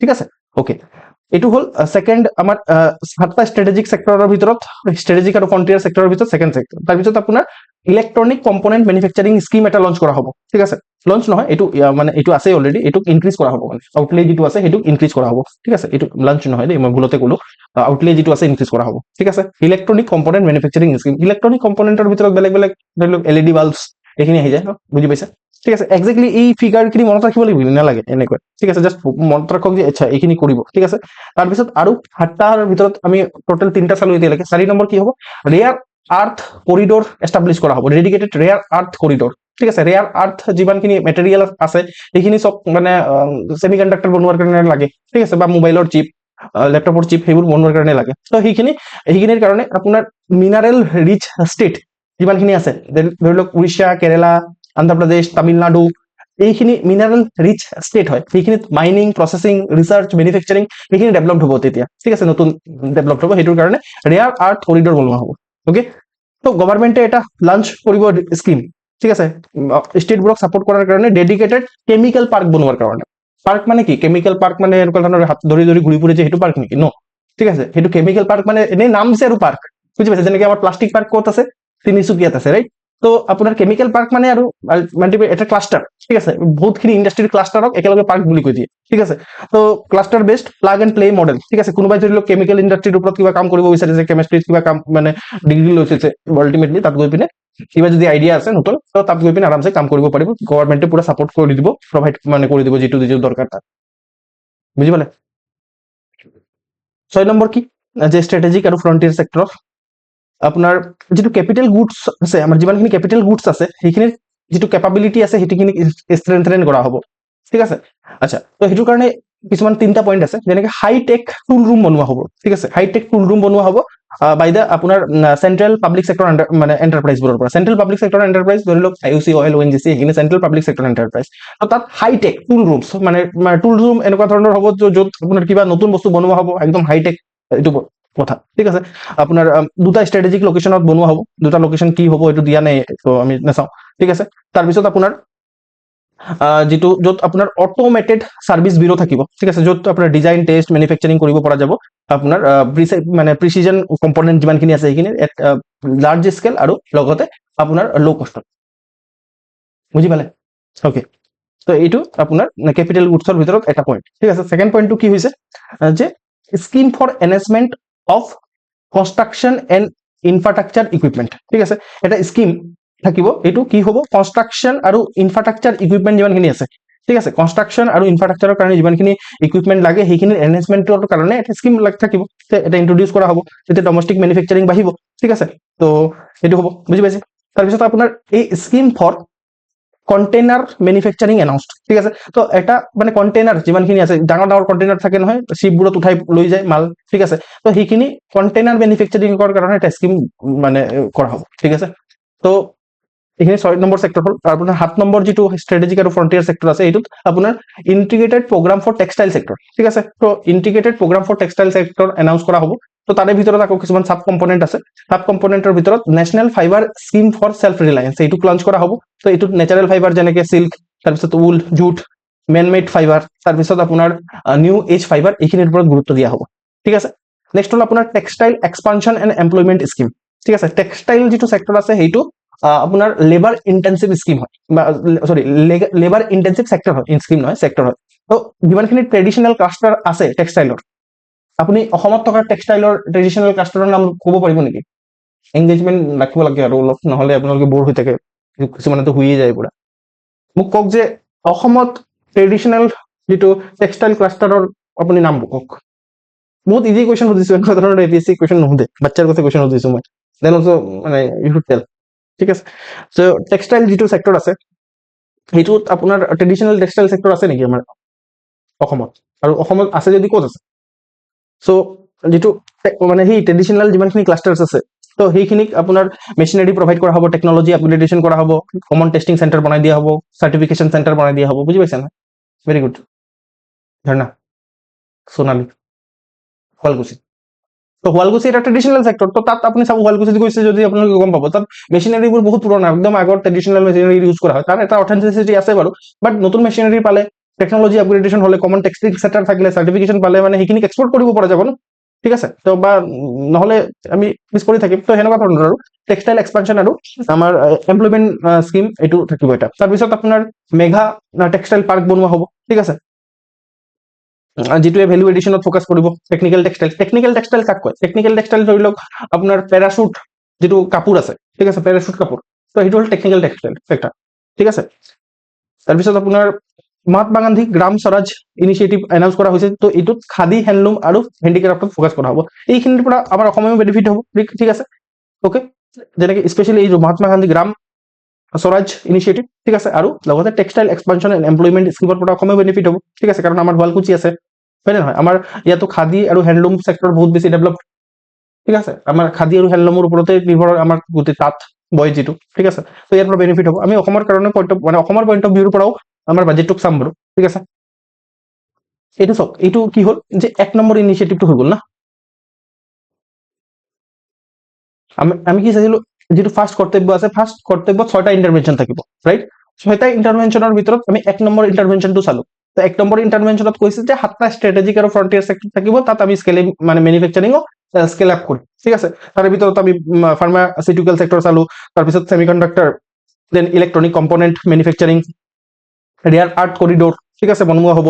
তাৰপিছত আপোনাৰ কেমিকেল পাৰ্ক বনোৱা হ'ব, ঠিক আছে। তাৰপিছত আপোনাৰ কেপিটেল গুড যিটো আছে সেই তাৰ কেপাবিলিটি বৃদ্ধি কৰা হ'ব, ঠিক আছে। তাৰপিছত টেক্সটাইল চেক্টৰৰ কথা চালো, লাষ্ট 7টা, টোটেল 7টা ষ্ট্ৰেটেজিক আৰু ফ্ৰণ্টিয়াৰ চেক্টৰ চালো। মে বি কুৱেশ্যন APSC সেইটো দিব পাৰে যে 7টা কি ষ্ট্ৰেটেজিক আৰু ফ্ৰণ্টিয়াৰ চেক্টৰৰ কথা মেনশ্যন কৰা হৈছে, ঠিক আছে, মানে এইখিনি কোনখিনি ষ্ট্ৰেটেজিক আৰু ফ্ৰণ্টিয়াৰ চেক্টৰ হয় এনেকেও সুধিব পাৰে, ঠিক আছে। নেক্সট আমাৰ 6টা ইণ্টাৰভেনশ্যনৰ ভিতৰত এটা ইণ্টাৰভেনশ্যন হৈ গ'ল, ঠিক আছে। তো ছেকেণ্ড যিটো ইণ্টাৰভেনশ্যন আছে সেইটো হ'ল লিগেচি ইণ্ডাষ্ট্ৰীৰ যিমানখিনি চেক্টৰ আছে তাক ৰিজুমিনেট কৰা হ'ব। লিগেচি ইণ্ডাষ্ট্ৰী চেক্টৰ মানে ধৰি লওক লিগেচি ইণ্ডাষ্ট্ৰী কোনখিনি হয়, যিমানখিনি পুৰণা পুৰা মানে ষ্টীল ইণ্ডাষ্ট্ৰী ফৰ এক্সাম্পল, ঠিক আছে। তো সেই ষ্টীল ইণ্ডাষ্ট্ৰী 4 আৰু 5টো স্ক্ৰীনশ্বট নিব, নহয় স্ক্ৰীনশ্বট ল'ব নালাগে নহয়, আপুনি আপোনাক গোটেই মই মেটেৰিয়েলটো প্ৰভাইড কৰি দিম, স্ক্ৰীনশ্বট দৰকাৰেই নাই আপোনাৰ, ঠিক আছে। আপুনি জাষ্ট গ্ৰুপ জইন কৰিলে হ'ল, বা আপুনি যিটো লিংক মানে যিটো হোৱাটছআপ নাম্বাৰৰ পৰা পাইছে তাক ক'লে। অ'কে, তো লিগেচি ইণ্ডাষ্ট্ৰী চেক্টৰ গম পাইছে নহয়, যেনেকৈ ষ্টিল এটা লিগেচি ইণ্ডাষ্ট্ৰী বুলি ক'ব পাৰে, ঠিক আছে। তো সেনেকুৱা ধৰণৰ ইণ্ডাষ্ট্ৰী যিমানখিনি আছে সেই য়েছ টাটা এটা লিগেচি ইণ্ডাষ্ট্ৰী ক'ব পাৰে, হয়। এই scheme to revive 200 legacy industry clusters to be announce, ঠিক আছে। তো লিগেচি ইণ্ডাষ্ট্ৰীবোৰক আকৌ ৰিভাইভ কৰাৰ কাৰণে চেষ্টা কৰা হ'ব, ঠিক আছে। এইবাৰ বাজেটে কৈছে আৰু কষ্ট যাতে কম্পিটিটিভনেছত কাম কৰিব পাৰে, ইম্প্ৰুভ কৰিব পাৰে, ঠিক আছে। এফিচিয়েঞ্চি ইম্প্ৰুভ কৰিব পাৰে থ্ৰু ইনফ্ৰাষ্ট্ৰাকচাৰ আৰু টেকনলজি আপগ্ৰেডেশ্যন, এইটো ছেকেণ্ড ইণ্টাৰভেনশ্যন হৈছে, ঠিক আছে। লিগেচি ইণ্ডাষ্ট্ৰীৰ ওপৰত কাম কৰা হ'ব। মে বি এক্সামিনেশ্যনত সুধিব পাৰে যে লিগেচি ইণ্ডাষ্ট্ৰী কাক কয়, ঠিক আছে, এনেকৈ সুধিব পাৰে। অ'কে, নেক্সট হ'ল আমাৰ MSME অবভিয়াছলি, ঠিক আছে, যিটো স্মল আৰু মিডিয়াম এণ্টাৰপ্ৰাইজক কেম্পেইন বনোৱা হ'ব, ঠিক আছে, আৰু মাইক্ৰ' এণ্টাৰপ্ৰাইজকো ছাপৰ্ট কৰা হ'ব স্মল আৰু মিডিয়াম এণ্টাৰপ্ৰাইজৰ কাৰণে। অ'কে, চ' এইটো থাৰ্ড পইণ্টটো আমি পঢ়ি আছিলোঁ। 6টা ইণ্টাৰভেনশ্যনৰ ভিতৰত 3 নম্বৰ যিটো ইণ্টাৰভেনশ্যন আছে সেইটোৰ কথা আমি এতিয়া চাই আছোঁ, ৰাইট। চ' আমাৰ যিটো স্মল আৰু মিডিয়াম যিমানখিনি এণ্টাৰপ্ৰাইজ আছে, ত' তাক চেম্পিয়ন বনোৱা হ'ব। আৰু তাৰ কাৰণে আমাৰ কি হ'ব যে স্মল আৰু medium enterprise growth fund 10,000 crore growth fund এটা ইন্ট্ৰডিউচ কৰা হ'ব, ঠিক আছে। তো স্মল আৰু মিডিয়াম এণ্টাৰপ্ৰাইজবোৰক মানে হেল্প কৰাৰ কাৰণে, ঠিক আছে। তাৰ উপৰিও যিটো মাইক্ৰ' এণ্টাৰপ্ৰাইজ আছে, সৰু সুৰা এণ্টাৰপ্ৰাইজ আছে, তো তাক চেল্ফ ৰিলায়েন্স ইণ্ডিয়া ফাণ্ড বনোৱা হ'ব। তো চেল্ফ ৰিলায়েন্স ইণ্ডিয়া ফাণ্ড কিহৰ কাৰণে, কিহৰ লগত ৰিলেটেড সুধিব পাৰে, ক'ব যে এনভাইৰনমেণ্টৰ লগত ৰিলেটেড, নো বা বেলেগ কিবা লিখি দিব। আপুনি গম পাব যে মাইক্ৰ' এণ্টাৰপ্ৰাইজৰ লগত ৰিলেটেড, 2,000 crore হয়, ঠিক আছে। কিমান কৰোৰৰ হয় একজেক্টলি মনত ৰখাৰ দৰকাৰ নাই, কোনটো ফাণ্ড কাৰ লগত ৰিলেটেড সেইটো মনত ৰখাৰ দৰকাৰ আছে, ঠিক আছে।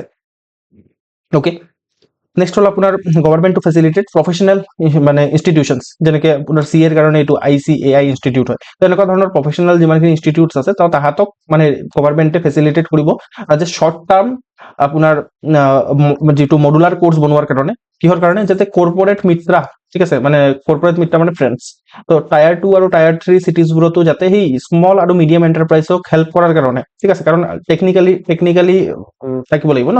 যেনেকৈ এতিয়া কৰ্পৰেট খোলা মানে একাউণ্টছ মেইনটেইন কৰা, ডিজিটেল মাৰ্কেটিং কৰা, ঠিক আছে, কষ্ট শ্বীট মেইনটেইন কৰা, ঠিক আছে, তাৰপিছত টেক্স ফাইল কৰা, এই বহুত কথা থাকে মানে এটা কৰ্পৰেট খোলাৰ মানে এটা এণ্টাৰপ্ৰাইজ খুলিলে মানে। তো এইখিনি হেল্প কৰাৰ কাৰণে এই প্ৰফেচনেল যিমানখিনি ইনষ্টিটিউটছ আছে সেইখিনি কোৱা হৈছে যে স্মল বা এই শ্বৰ্ট টাৰ্ম মানে মডুলাৰ কোৰ্চ যদি বনাব পৰা যায়, তেতিয়াহ'লে আমাৰ ইউথখিনিক এটা বেলেগ ধৰণৰ কামো দিয়া যাব, আৰু লগতে আমাৰ এই কৰ্পৰেটখিনিও হেল্প হ'ব, বুজি পালে। নেক্সট হ'ল 6টাৰ ভিতৰত এতিয়া 4 নম্বৰ, ঠিক আছে, যে পুশ টু ইনফ্ৰাষ্ট্ৰাকচাৰ যিটো আছে, ঠিক আছে, পাৱাৰফুল পুশ টু ইনফ্ৰাষ্ট্ৰাকচাৰ। তো ইনফ্ৰাষ্ট্ৰাকচাৰৰ কাৰণে পুশ, তো ইয়াত আমি কি হয়, গভৰ্ণমেণ্টে কি কৰিব যে infrastructure risk guarantee fund set up কৰিব, ঠিক আছে, যাতে প্ৰাইভেট যিবোৰ ডেভেলপাৰ আছে, ঠিক আছে, যাতে তাহাঁতি কনফিডেণ্ট থাকিব পাৰে এবাউট মানে ইনফ্ৰাষ্ট্ৰাকচাৰৰ লগত ৰিলেটেড হৈ থকা যিমানখিনি মানে ৰিস্ক থাকে, কনষ্ট্ৰাকশ্যন ফেজত যিমানখিনি ৰিস্ক থাকে, তো সেই ৰিস্কখিনিক মানে কমোৱাৰ কাৰণে কৈছে গভৰ্ণমেণ্টে এনেকৈ ছেট আপ কৰিব আৰু এইটো ইনফ্ৰাষ্ট্ৰাকচাৰ ৰিস্ক গেৰাণ্টি ফাণ্ড, যাতে প্ৰাইভেট প্লেয়াৰ্ছ যিমানখিনি আছে, প্ৰাইভেট ডেভেলপাৰবোৰে ভয় নাখায়। তো মানে গভৰ্ণমেণ্টে ক'ব যে আপুনি ইনফ্ৰাষ্ট্ৰাকচাৰ ডেভেলপ কৰক, যদি কিবা হয়, ঠিক আছে, তেতিয়াহ'লে আমি এই ইনফ্ৰাষ্ট্ৰাকচাৰ ৰিস্ক গেৰাণ্টি ফাণ্ডৰ পৰা আপোনাক যিটো লোকচান হৈছে সেইটো টকাটো দি দিম, ঠিক আছে। এনেকুৱা ধৰণৰ কথা হ'ব মানে একজেক্টলি কি হ'ব গভৰ্ণমেণ্টে এতিয়ালৈকে কোৱা নাই, ঠিক আছে, জাষ্ট কৈছে যে এনেকুৱা ধৰণৰ এটা ফাণ্ড বনাম, ইনফ্ৰাষ্ট্ৰাকচাৰ ৰিস্ক গ্যাৰান্টি ফাণ্ড। ঠিক আছে, তাৰ পাৰপাছ এইটো হ'ব, বাছ ইমানটোৱে জানাৰ দৰকাৰ আছে এতিয়া।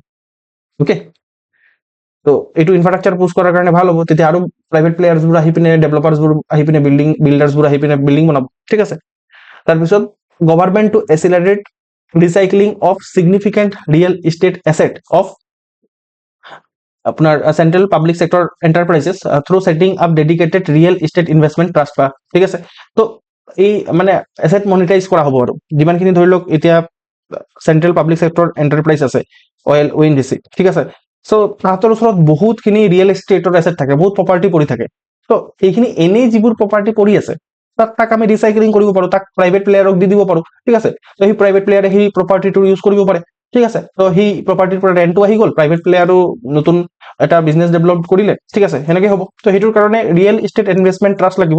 ঠিক আছে, সেনেকুৱা ধৰণৰ ৰিয়েল ইষ্টেট ইনভেষ্টমেণ্ট ট্ৰাষ্ট বনোৱা হ'ব। বুজি পালে? ওকে, তাৰপিছত আৰু ইনফ্ৰাষ্ট্ৰাকচাৰক পুশ কৰাৰ কাৰণে কি কৰিব?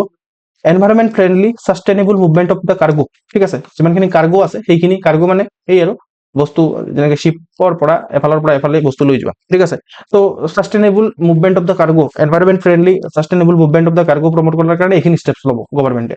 ঠিক আছে, ডেডিকেটেড ফ্ৰাইট কৰিডৰ। ঠিক আছে, ডেডিকেটেড ফ্ৰাইট কৰিডৰ বনোৱা হ'ব।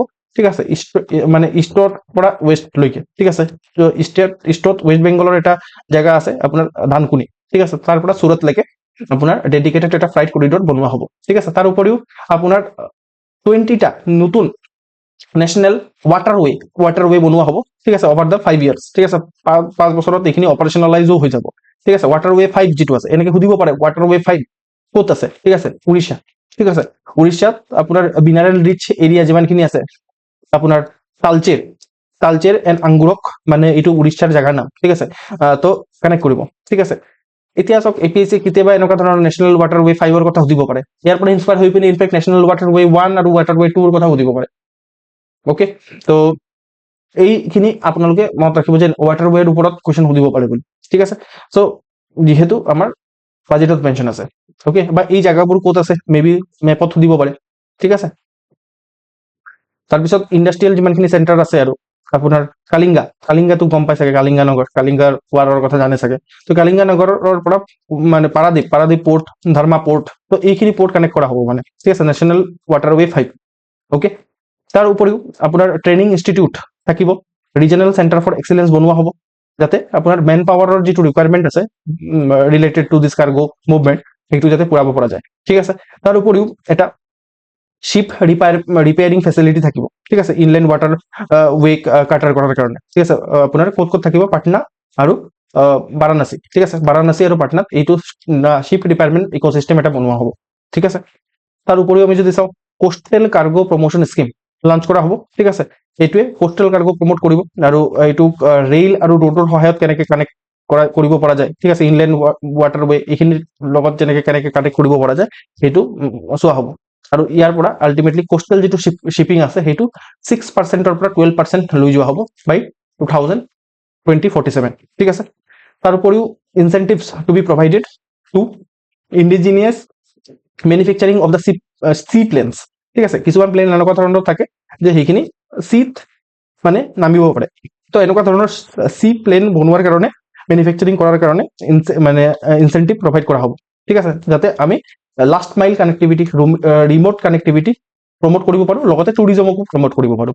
ঠিক আছে, আৰু চি প্লেনৰ কাৰণে আপোনাৰ viability gap funding scheme introduce কৰা হ'ব। ভাইবিলিটি গেপ ফাণ্ডিং মানে কি হ'ল, যে চব কিছুমান জেগাত আপোনাৰ চি প্লেনটো লৈ যাব পৰা যাব, যেনেকে আন্দামান নিকোবৰ আইলেণ্ড, কিন্তু viability gap funding Andaman Nicobar কাৰণে কিছুমানে ভাবে যে ইয়াত মানে ইনভেষ্টৰে ভাবে ইনভেষ্ট কৰি পিনে লাভ নাই। তো গভৰ্ণমেণ্টে কয় যে চাওক আপুনি ইনভেষ্ট কৰক। ঠিক আছে, যিটো আপোনাৰ মানে ভাইবল নহ'ব বুলি ভাবে, আপুনি যিমানটো লছ হ'ব বুলি ভাবে, এইটো আমি টকাটো দি দিম। ঠিক আছে, তো that is viability gap funding. ঠিক আছে, তো চি প্লেনৰ কাৰণে এনেকুৱা ধৰণৰ ভাইবিলিটি গেপ ফাণ্ডিং ইন্ট্ৰডিউচ কৰিব বুলি কৈছে। তো আমি টোটেল 4টা পঢ়িলো 6টা ইণ্টাৰভেনশ্যনৰ ভিতৰত। 5 নম্বৰ যিটো ইণ্টাৰভেনশ্যন আছে এইটো কি হয়, যে ডেলিভাৰিং এ পাৱাৰফুল এইটোতো পঢ়ি আছো ৰাইট। এইটো ভুল আছে, নহয় ঠিকে আছে, হাতটো হৈ গ'ল। আৰু লগতে এইটো 1 নম্বৰ পইণ্ট। ঠিক আছে, 1 নম্বৰ পইণ্টত আপোনাৰ কাৰ্গোৰ লগতে ৰিলেটেড আছিলে, এনভাইৰনমেণ্ট মানে ছাষ্টেইনেবল কাৰ্গো ভাল কৰাৰ কাৰণে এইখিনি ষ্টেপছ আমি ডিছকাছ কৰিলোঁ। তাৰ উপৰিও 2 নম্বৰ পইণ্ট আছে ঠিক আছে 2 নম্বৰ পইণ্টত আপোনাৰ ইনফ্ৰাষ্ট্ৰাকচাৰৰ ভিতৰত আৰু এটা ভাল ইনফ্ৰাষ্ট্ৰাকচাৰৰ ওপৰত কাম কৰা হ'ব দ্যাট ইজ আপোনাৰ carbon capture utilisation and storage technology ঠিক আছে কাৰ্বন ক্যাপচাৰ আৰু ইউটিলাইজেশ্যন টেকনলজি ইয়াৰ ওপৰত কুৱেশ্যন এটা আহিব পাৰে দেই ঠিক আছে কাৰণ এইটো লাষ্ট ইয়াৰৰ পৰা নিউজত আছে carbon capture utilisation and storage okay so এইটো কি টেকনলজি হয় এনেতো আমাৰ সব কিছুমান মানে এনেকুৱা ধৰণৰ ইণ্ডাষ্ট্ৰি থাকে য'ৰ পৰা পুৰা কাৰ্বন ওলাব চিয়ৰ যেনেকৈ ষ্টিল ইণ্ডাষ্ট্ৰি ঠিক আছে কাৰ্বনটো ওলাবই তাৰ পৰা মানে সেইটো মানে আমি হাৰ্ড টু এবেট ইণ্ডাষ্ট্ৰি বুলি কয় এইখিনিক তো সেইখিনি ইণ্ডাষ্ট্ৰিৰ পৰা আমি সেইখিনি ইণ্ডাষ্ট্ৰি কেনেকৈ ডিকাৰ্বনাইজ কৰিব পাৰোঁ নহ'লেতো আমাৰ নেট জিৰ' ষ্টেটাছ যিটো আছে নাই 2020-70 এচিভ কৰিব লাগে আমি এই টেকনলজিটো মানে ইউজ কৰিব পাৰোঁ কাৰ্বনক আমি কি কৰিম কেপচাৰ কৰি ল'ম ঠিক আছে কাৰ্বনক কেনেকৈ কেপচাৰ কৰিব ধৰি লওক এইটো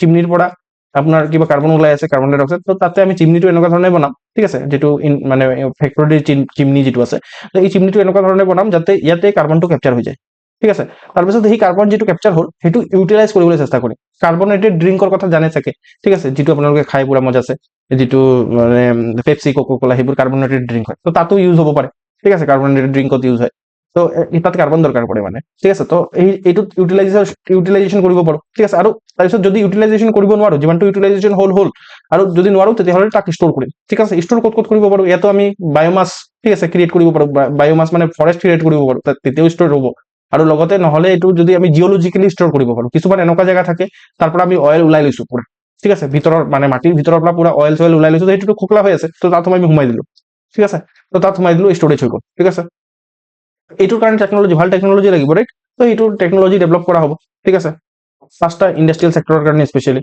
পাৱাৰ ষ্টিল চিমেণ্ট ৰিফাইনাৰী তাৰপিছত আপোনাৰ কেমিকেল ছেক্টৰ এইখিনিৰ পৰা কাৰ্বন ওলাবই চাওক ঠিক আছে এইখিনি ছেক্টৰৰ কাৰণে লাগিব কাৰ্বন ষ্ট'ৰেজ মানে কাৰ্বন কেপচাৰ ইউটিলাইজেশ্যন আৰু ষ্ট'ৰেজ টেকনলজি এইটোৰ কাৰণে কাম কৰা হ'ব আৰু এইটো ইনফ্ৰাষ্ট্ৰাকচাৰে হয় এটা অ'কে তাৰ উপৰিও আমি যদি চাওঁ তেতিয়াহ'লে 6 নম্বৰ কথা আৰু এইটো লাষ্ট ইণ্টাৰভেনশ্যন এইটো আপোনাৰ চিটি ইকনমিক ৰিজন ডেভেলপ কৰা হ'ব চিটি ইকনমিক ৰিজন ডেভেলপ কৰাৰ কাৰণে আপোনাৰ হাই স্পীড ৰেল কৰিডৰ বনোৱা হ'ব ঠিক আছে চিটিবোৰক কানেক্ট কৰিব যিটোৱে ঠিক আছে যেনেকৈ মুম্বাই টু পুনে তাৰপিছত Pune to Hyderabad to Bangalore to Chennai to Bangalore তাৰপিছত আপোনাৰ দিল্লী টু বানাৰস টু শিলিগুৰি বুজি পালে তো এইখিনি আপোনাৰ গোটেইখিনি চিটিক কানেক্ট কৰা হ'ব অ'কে চ' ফাৰ্ষ্ট কৰ্তব্যত আমি টোটেল কিমানটা 6টা ইণ্টাৰভেনশ্যন লাগিব বুলি আমি চালোঁ ঠিক আছে তাৰ উপৰিও ফাৰ্ষ্ট কৰ্তব্যত কোৱা হৈছে আমাৰ যিটো ফাইনেন্সিয়েল ছেক্টৰ ঠিক আছে ফাইনেন্সিয়েল ছেক্টৰকো ৰিভাম্পড কৰা হ'ব ঠিক আছে ৰিভাম্পড কৰা হ'ব ফাইনেন্সিয়েল ছেক্টৰত তো ফাইনেন্সিয়েল ছেক্টৰত এটা ইম্পৰ্টেণ্ট ছেক্টৰ হৈছে বেংকিং ছেক্টৰ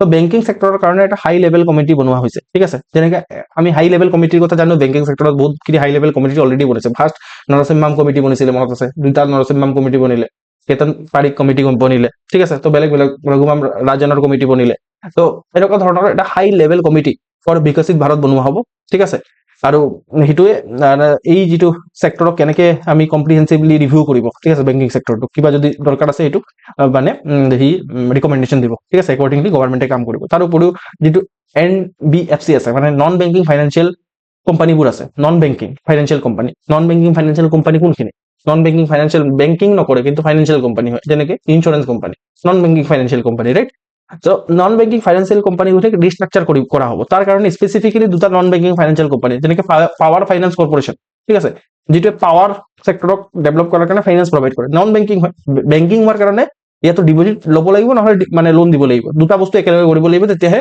বেংকিং হ'ব ঠিক আছে নহ'লে নন বেংকিং হৈ যাবহি তো টেকনিকেল কথা সেইটোৱে তো নন বেংকিং যিমানখিনি ফাইনেন্সিয়েল কোম্পানী আছে তাক আপোনাৰ ৰিষ্ট্ৰাকচাৰ কৰা হ'ব স্পেচিয়েলি পাৱাৰ ফাইনেন্স কৰ্পৰেশ্যন আৰু ৰুৰেল ইলেক্ট্ৰিফিকেশ্যন কৰ্পৰেশ্যন এই দুটাই কি কৰে ফাইনেন্স প্ৰভাইড কৰে ইলেক্ট্ৰিফিকেশ্যন কৰাৰ কাৰণে তো ইয়াক ৰিষ্ট্ৰাকচাৰিং কৰা হ'ব যাতে এফিচিয়েঞ্চি আৰু স্কেল ইম্প্ৰুভ কৰিব পৰা যায় ঠিক আছে এইটো বেংকিঙৰ লগত ৰিলেটেড 2টা ইম্পৰ্টেণ্ট এইবাৰৰ বাজেটত থকা কথা ঠিক আছে তাৰ উপৰিও যিটো বণ্ড মাৰ্কেট আছে ঠিক আছে বণ্ড মাৰ্কেট মানে কি হ'ল যিটো লোনৰ মাৰ্কেট আৰু ঠিক আছে বণ্ড ইছ্যু কৰি পিনে লোন লৈ যে কৰ্পৰেটবোৰে সেইটো বণ্ড মাৰ্কেট কৰ্পৰেটে লোন ল'ব পাৰে গভৰ্ণমেণ্টে লোন ল'ব পাৰে লোকেল বডিয়ে লোন ল'ব পাৰে ঠিক আছে তো যিটো বণ্ড মাৰ্কেট আছে সেইটোক ডিপেণ্ড কৰিবলৈ চেষ্টা কৰা হ'ব মানে আমি যাতে লোনৰ কাৰণে বেংকৰ ওপৰত কেৱল মাত্ৰ ডিপেণ্ডেণ্ট হৈ নাথাকোঁ ঠিক আছে সেইটো কাৰণে কৰ্পৰেট যিটো বণ্ড মাৰ্কেট আছে তো কৰ্পৰেট বণ্ড মাৰ্কেটখিনিক আকৌ ভাল কৰিবলৈ চেষ্টা কৰা হ'ব কৰ্পৰেট বণ্ড মাৰ্কেটত যাতে লিকুইডিটি থাকে লিকুইডিটি মানে হ'ল যে যেতিয়াই দৰকাৰ পৰে টকা আহি যোৱা বিক্ৰী কৰি দিয়া তো সেইখিনি হ'ল লিকুইডিটি মানে পটকে মানে আমি কনভাৰ্ট কৰি ল'ব পাৰোঁ লিকুইডিটি ঠিক আছে তো লিকুইডিটি আৰু এচেচিবিলিটি যিটো আছে এনহেঞ্চ কৰাৰ কাৰণে ঠিক আছে এচেচিবিলিটি মানে তো বুজি পাই যে কোনো এটা কৰ্পৰেট আছে কোনো এটা কোম্পানী আছে তো তাক লোনৰ দৰকাৰ পৰিছে বেংকেতো ডাইৰেক্টলি পটকে লোন নিদিয়ে ন কিন্তু আমি যদি কৰ্পৰেট বণ্ড মাৰ্কেটটো ভাল থাকে কৰ্পোৰেট বন্ড মাৰ্কেট ভাল থাকিলে যাৰ লোনৰ দৰকাৰ পৰিছে সেই বন্ড মাৰ্কেটত গ'লেই হ'ল, ঠিক আছে। তো আল্টিমেটলি এছেছেবল হৈ গ'ল।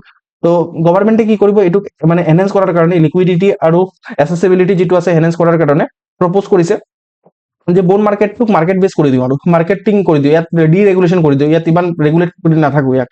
ইনফেক্ট আমি ডিৰাইভেটিভছ বনোৱাৰ কাৰণে চেষ্টা কৰিম। কৰ্পোৰেট বন্ড ইণ্ডেক্স মানে মানে derivative on corporate bond index. Derivative মানে এই ৱৰ্ডটো বহুত জেগাত পাব, টেকনিকেল ৱৰ্ড হয় এটা। মই ডিৰাইভেটিভছৰ কথা মই কৈছিলো যে অলপ আগতে, যে যিটো আমাৰ ফিউচাৰ্ছ আৰু অপশ্যনছৰ কথা কৈছিলো যে ডিৰাইভেটিভ, এইটো এটা ডিৰাইভেটিভ হয়, ঠিক আছে। ডিৰাইভেটিভ ৱৰ্ডটোৰ মিনিং চাওক, লিটাৰেল মিনিঙে চাওক না, সেইটো ডিৰাইভ কৰিছে কাৰোবাৰ পৰা ভেলু, ঠিক আছে।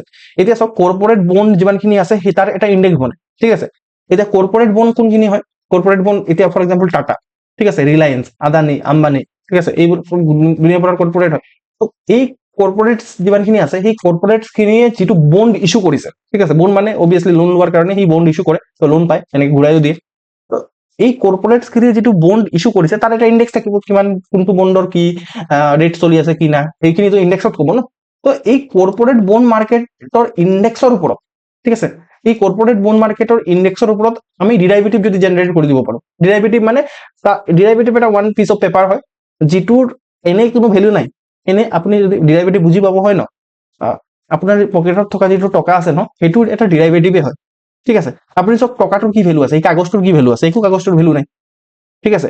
কিন্তু সি ক'বাৰ পৰা ভেলু ডিৰাইভ কৰিছে, ক'ৰ পৰা ভেলু ডিৰাইভ কৰিছে, RBI যে লিখি দিছে তাত I promise to pay the bearer the sum of আমুক, ঠিক আছে, এনেকে লিখা থাকে নহয় এটা কথা।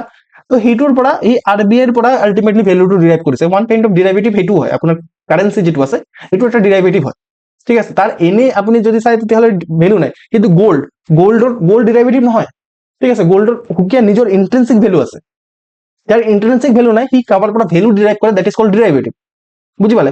তো ইয়াত কি কথা কোৱা হৈছে যে কৰ্পোৰেট বন্ড ইণ্ডেক্সৰ ডিৰাইভেটিভ, ঠিক আছে।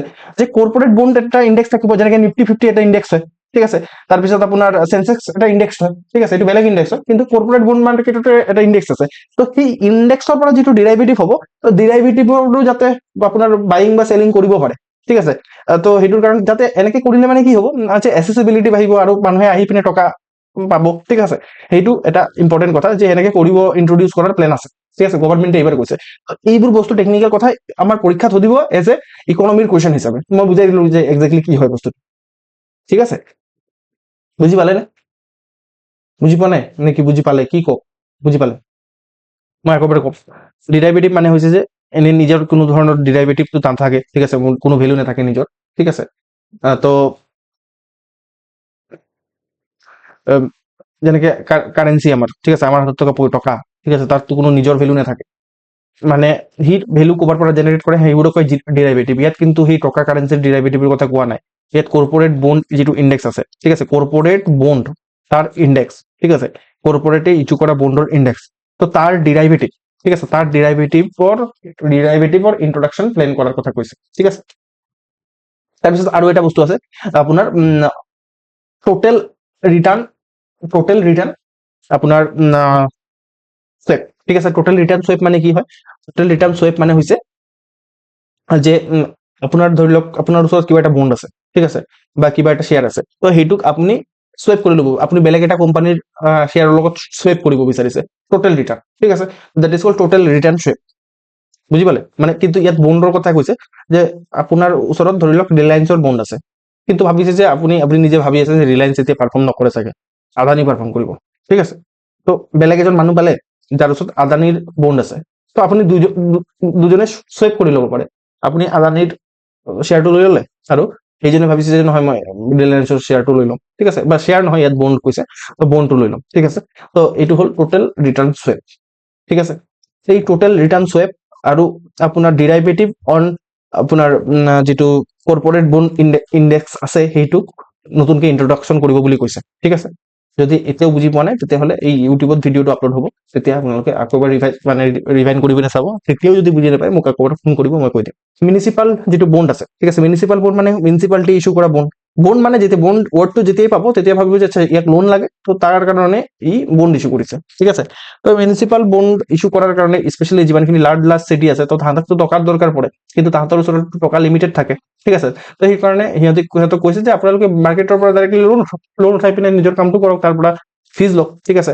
তাৰপিছত ফিজ লৈ পিনে লোনটো ঘূৰাই দিয়ক, সেইটো হ'ল মিউনিচিপাল বন্ড। তো মিউনিচিপাল বন্ড এনকাৰেজ কৰিছে আৰু গভৰ্ণমেণ্টে, ঠিক আছে। তাৰ উপৰিও আপোনাৰ ফৰেন ইনভেষ্টমেণ্ট আৰু ইজ অফ ডুইং বিজনেছ বঢ়োৱাৰ কাৰণে এটা বস্তু আছে আপোনাৰ আপোনাৰ resident outside India. Person resident outside India হ'ল যে এনেকুৱা ধৰণৰ মানুহ যোনে ইণ্ডিয়াৰ বাহিৰত আছে, কিন্তু আমাৰ মানে ইণ্ডিয়ান কোম্পানীবোৰত, লিষ্টেড ইণ্ডিয়ান কোম্পানীবোৰত ইনভেষ্ট কৰিব বিচাৰিছে, ঠিক আছে। তো এই যিমানখিনি আছে মানুহ, ঠিক আছে, PROI বুলি কয়, ঠিক আছে তাক।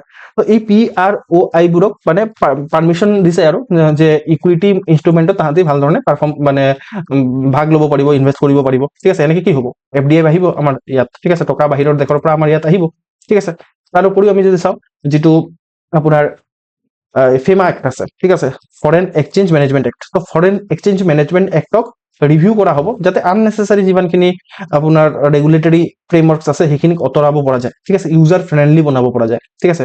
ফৰেন এক্সচেঞ্জ ৰেগুলেশ্যন এক্টে কি কৰে যে ফটকে আমাৰ কাৰেঞ্চি যিটো আছে, ধৰি লওক মানে আপুনি ৰুপিজ আছে, ৰুপিজক আপুনি কনভাৰ্ট কৰিব বিচাৰিছে ডলাৰত, কনভাৰ্ট কৰিব নিদিয়ে। তো সেইটোক ৰিভিউ কৰা হ'ব, যাতে আপোনাৰ এই ৰেগুলেশ্যনটো মানে ইউজাৰ ফ্ৰেণ্ডলি হয়, বুজি পালে? Okay, please solve this question, এইটো কুৱেশ্যন সলভ কৰক, ঠিক আছে। আজি আমি ইমানটোতে ৰাখিম, বেছি নহ'লে মাথাত মানে দিগদাৰ হ'ব তেতিয়াহ'লে, কালি আকৌ ডিছকাশ্যন কৰিম, ঠিক আছে।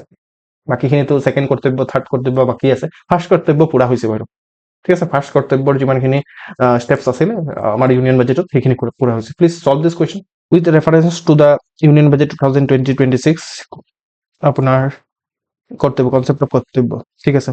এইটো য়েছ, কৰ্তব্য ভৱনত ফাৰ্ষ্ট বাজেট পেপাৰ এইটোতো হয়, ঠিক আছে। তো এইটো হ'ব নোৱাৰে। তাৰপিছত কৰ্তব্য যিটো ফ্ৰেমৱৰ্ক আছে এইটো গান্ধীয়ান ট্ৰাষ্টিশ্বিপ ফিলচফিৰ পৰা ইনস্পায়াৰ হৈছে। কোনে কৈছে? গান্ধীতো কৰ্তব্যৰ কথাটো কোৱা নাই, ডিউটিৰ কথাটো ক'ত কৈছে গান্ধী? কেতিয়াবা কৈছে নেকি?